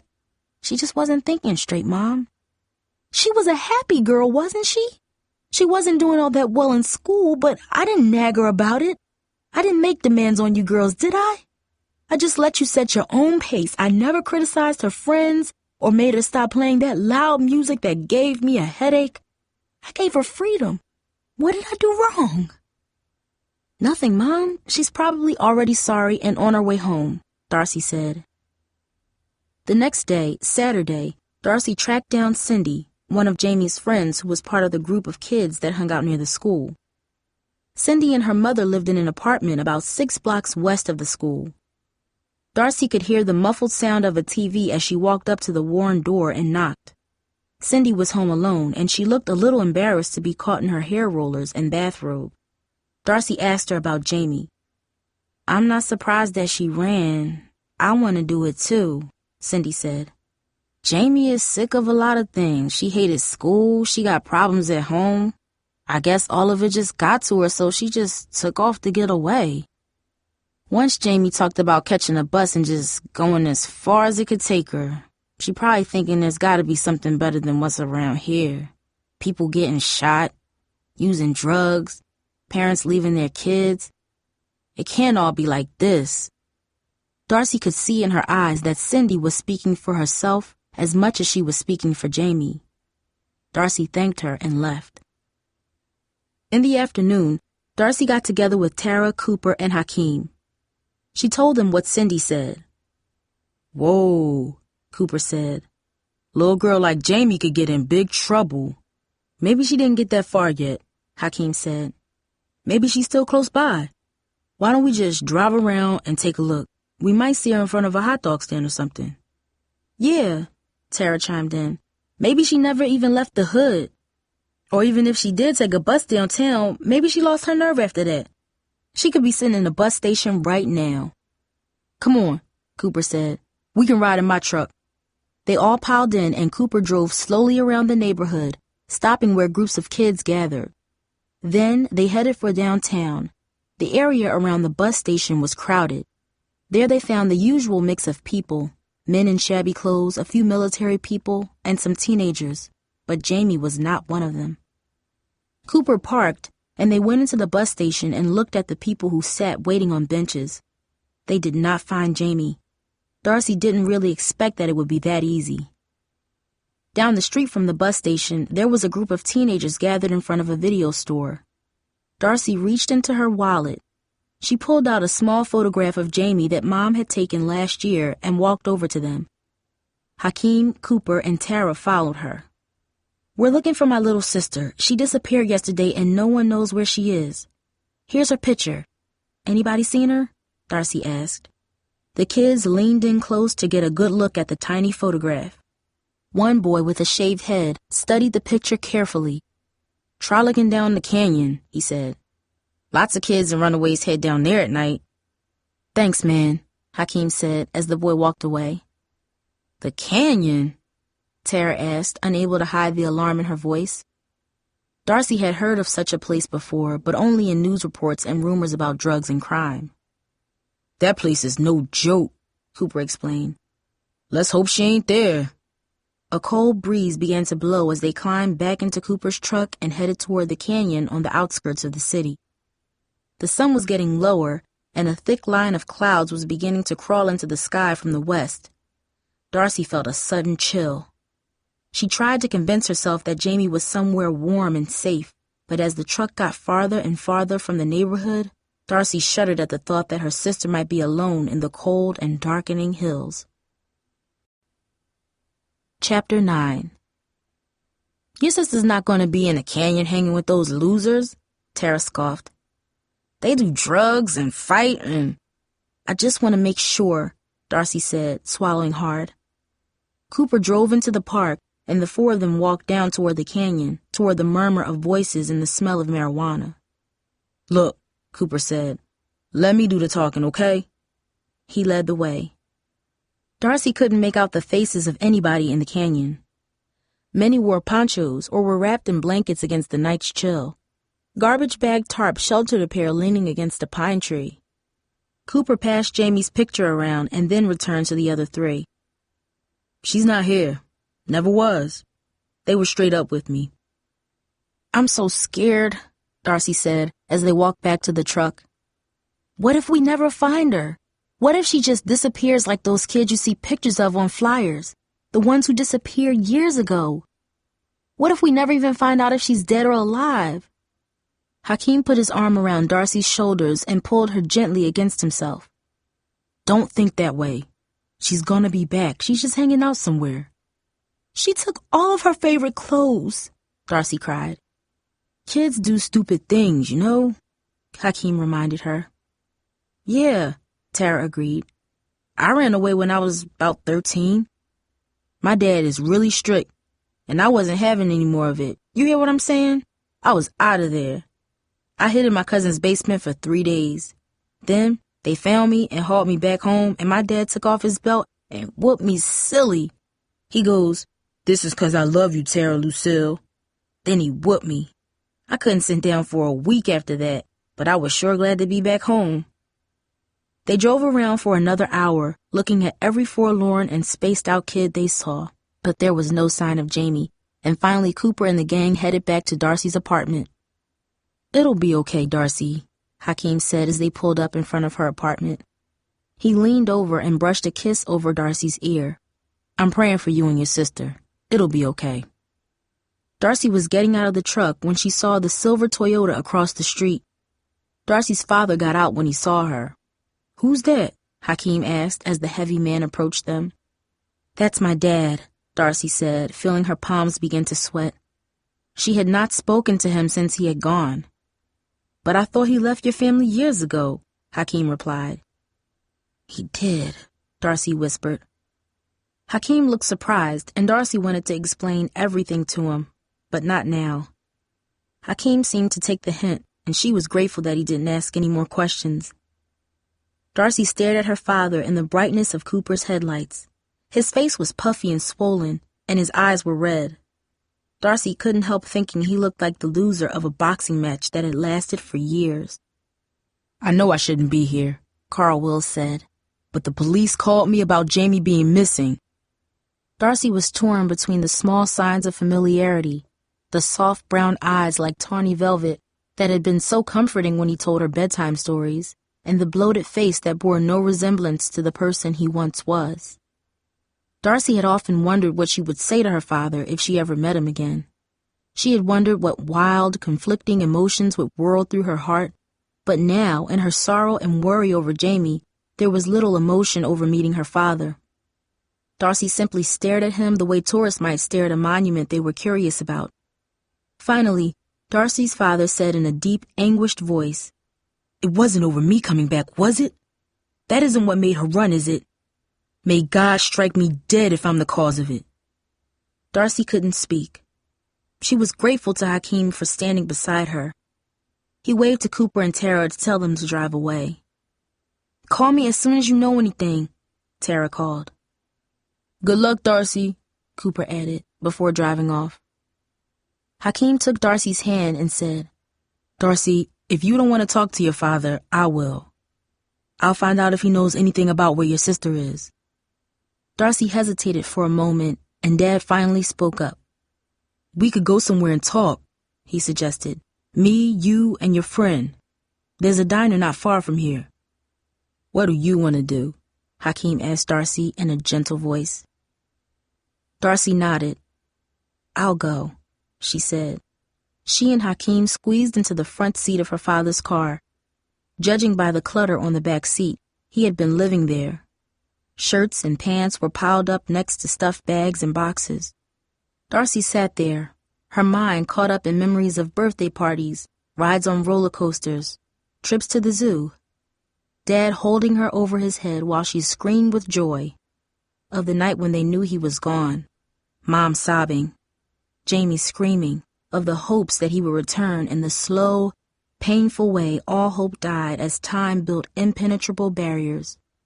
Could Jamie have called him of all people and told him where she was going?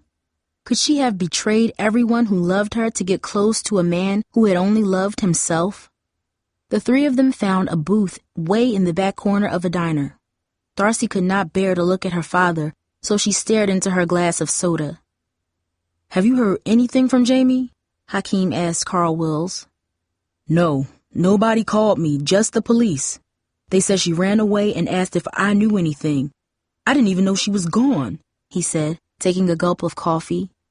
"Do you know anything else about what happened? Did she leave a note or anything?" "No," Darcy answered, still not looking at him. "She took all of her favorite stuff and just left. Like you did," Darcy thought bitterly. The only difference was, everybody knew where Carl Wills had gone. To New York, with that 24-year-old. "It wasn't because of me coming back, was it?" he asked again. Now, finally, Darcy looked up. She looked into the prematurely aging face of her father, at the unfamiliar ruts and crags, the scar near his left eye that had not been there 5 years ago. He looked as if he was in deep pain, and that was all that consoled Darcy. "It might be that," she said. "It was a big shock to have you come back after 5 years. She worshipped you. You should have seen her right after you left, making up crazy lies to explain why you were still a good guy, even though you left us. You were being held prisoner by enemy agents. You saw mobsters at the house and you left to draw them away from your family, stuff like that. Then she learned the truth. She had all that hurt in her, and now all of a sudden you're back, bringing all the hurt back. Maybe that's why she ran." Carl Will's hands shook as he wrapped them around the coffee cup and took several more gulps. "She cried so much when you left, and she kept on crying because it was a wound that wouldn't heal." Darcy went on, finding comfort in his obvious misery. She wanted to somehow pile all her own pain on this man's soul, crushing him with a burden, and then be free of it herself.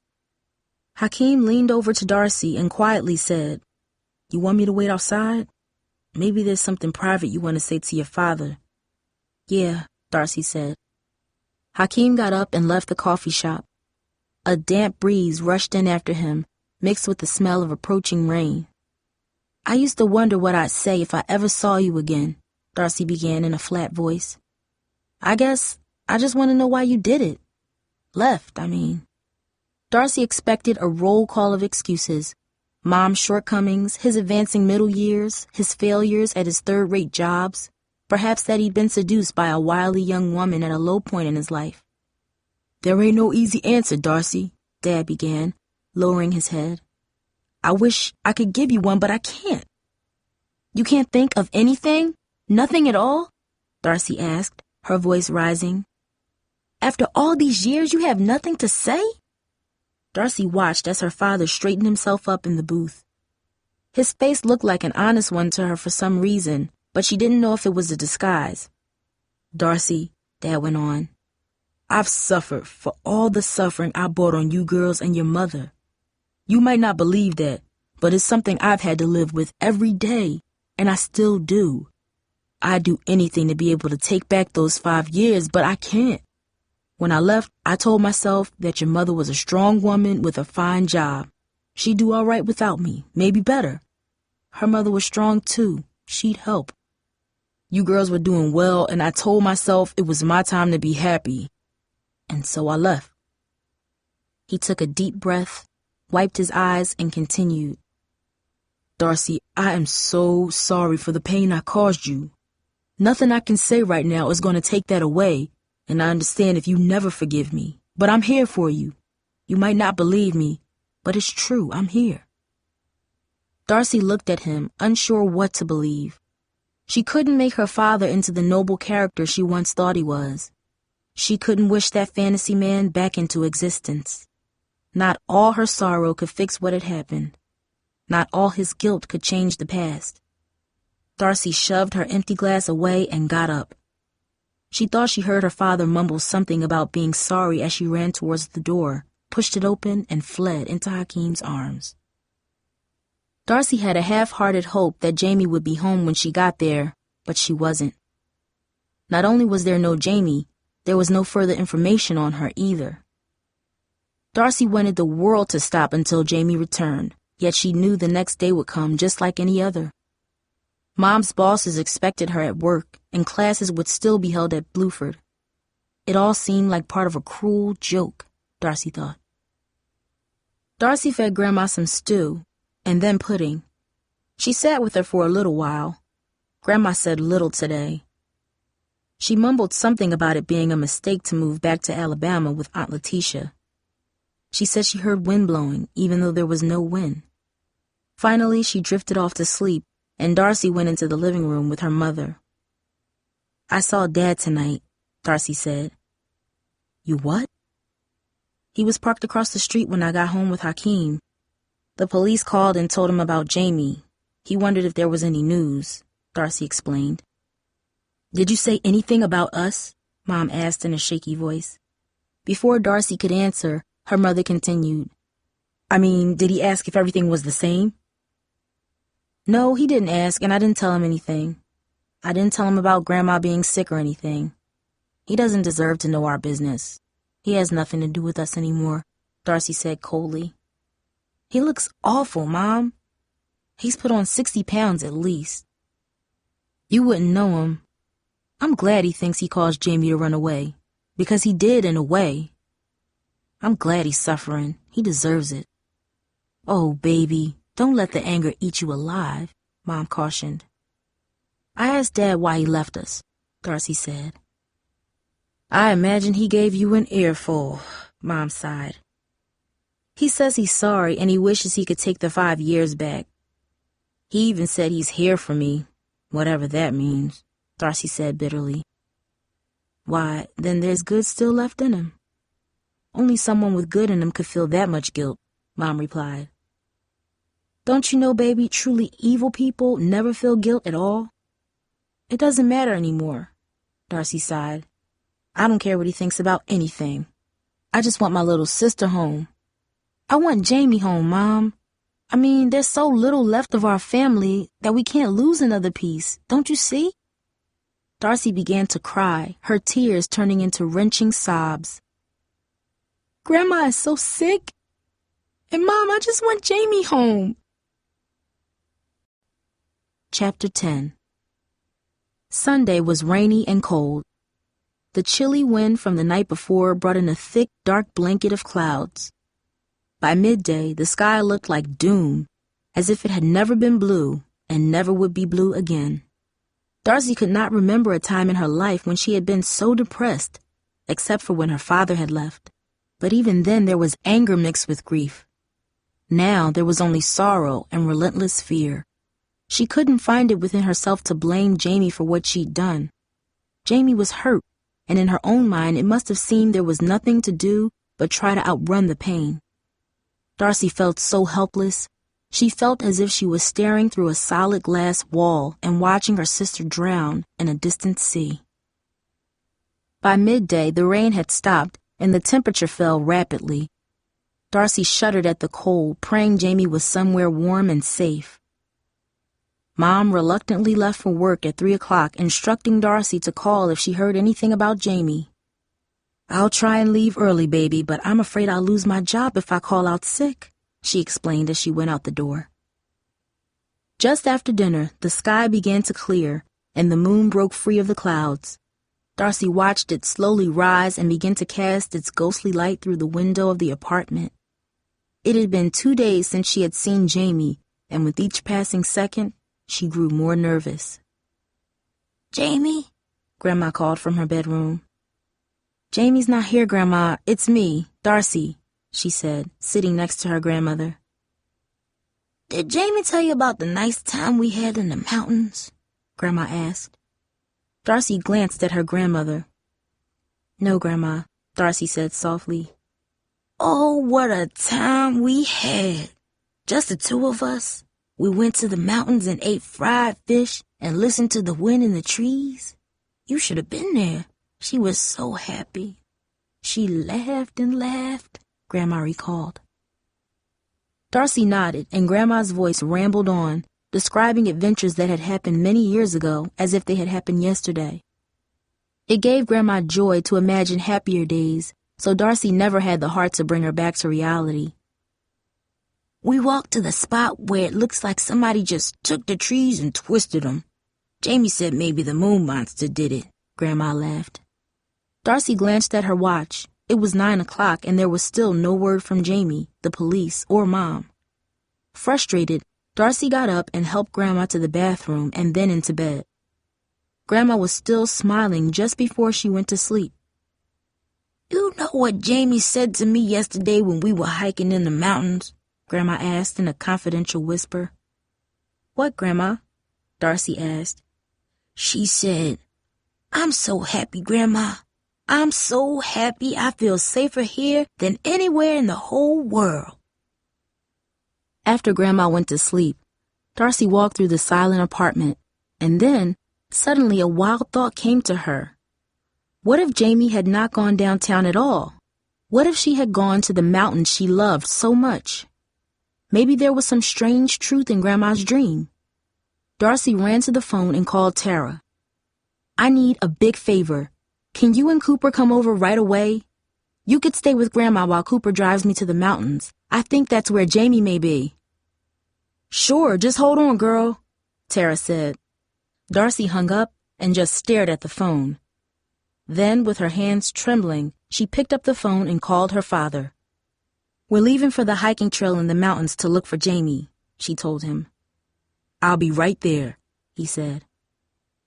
Within 15 minutes, Cooper's pickup truck and the silver Toyota appeared. Leaving Tara with Grandma, Darcy, her father, and Cooper headed for the mountains. It may just be a wild goose chase, but Grandma was talking about the mountains just now and how Jamie was so happy there. I think maybe she'd go to the last place where she truly felt happy, Darcy explained. "This ain't no kind of weather for a little girl to be in the mountains in jeans and a t-shirt," Cooper said ominously. Carl Wills said nothing, but his heavy breathing hissed like the wind in the cab of the truck. Just as they reached the mountains, a deer leaped in front of them. Cooper slowed and the animal raced back into the woods. The Wills family had come here so many times.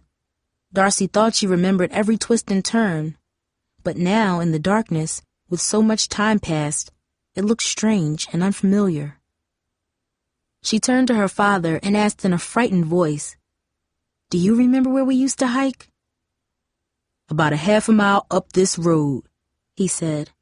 Then, as they made a turn, he pointed. "Right there." Cooper parked, and the three of them jumped out of the truck. The harsh cold made Darcy shiver. There were no signs of people anywhere, not on such a night. "Jamie!" Darcy screamed, pacing around where they used to chase squirrels through the pines and cedars. The only response was the lonely cry of a coyote from the hills below. Darcy and Cooper walked around yelling Jamie's name, but the dark, cold forest offered them only silence. Tears filled Darcy's eyes. "I was so sure we'd find her here." Carl Wills was walking around shouting with them too, but then he stopped. A strange, almost manic look entered his dark eyes. He spun around with surprising grace for such a big man and began scrambling up a nearby slope. He stumbled, dropped to his knees, got up and continued on, running, crawling. Darcy stared after him, thinking for a moment that the burden of grief and guilt had destroyed him, and he was running, howling into the wilderness to die. "The man don't look good," Cooper said. But before Darcy and Cooper could follow him, Carl Wills let out a loud shout. "Jamie!" And then there he was, staggering back down the slope, the cold, wet, unconscious girl in his arms. Jamie's limp arms drooped as if she were more dead than alive. "She was by the cedar," Darcy's father said between choking sobs. "She remembered our tree and she was huddled there. It was where I made her a princess." Carl Wills scrambled into the front seat of the pickup with Jamie. They covered her with all their coats, and Cooper sped back down the mountain to the hospital. Jamie seemed lifeless, but she had a pulse. As she warmed, almost at the hospital, Jamie mumbled, "I got lost. I walked for miles, and then Grandma came. Grandma came and I told her I was happier here than anywhere in the world." They rushed Jamie to the emergency room where Mom worked. The doctor said another night in the cold mountains would have led to hypothermia, dangerously low body temperature, and maybe even death. When Darcy and her father were allowed to see Jamie in the small ER room, Mom was beside her. "Jamie's a lucky child," Mom sobbed, her eyes red from crying. "Praise the Lord, my baby is going to be all right." Darcy was alone with Jamie for a few minutes then. Mom had gone downstairs for a cup of coffee, and Carl Wills had slipped away when he knew Jamie was out of danger. "Jamie, Dad was the one who found you by the giant tree," Darcy whispered. "Really?"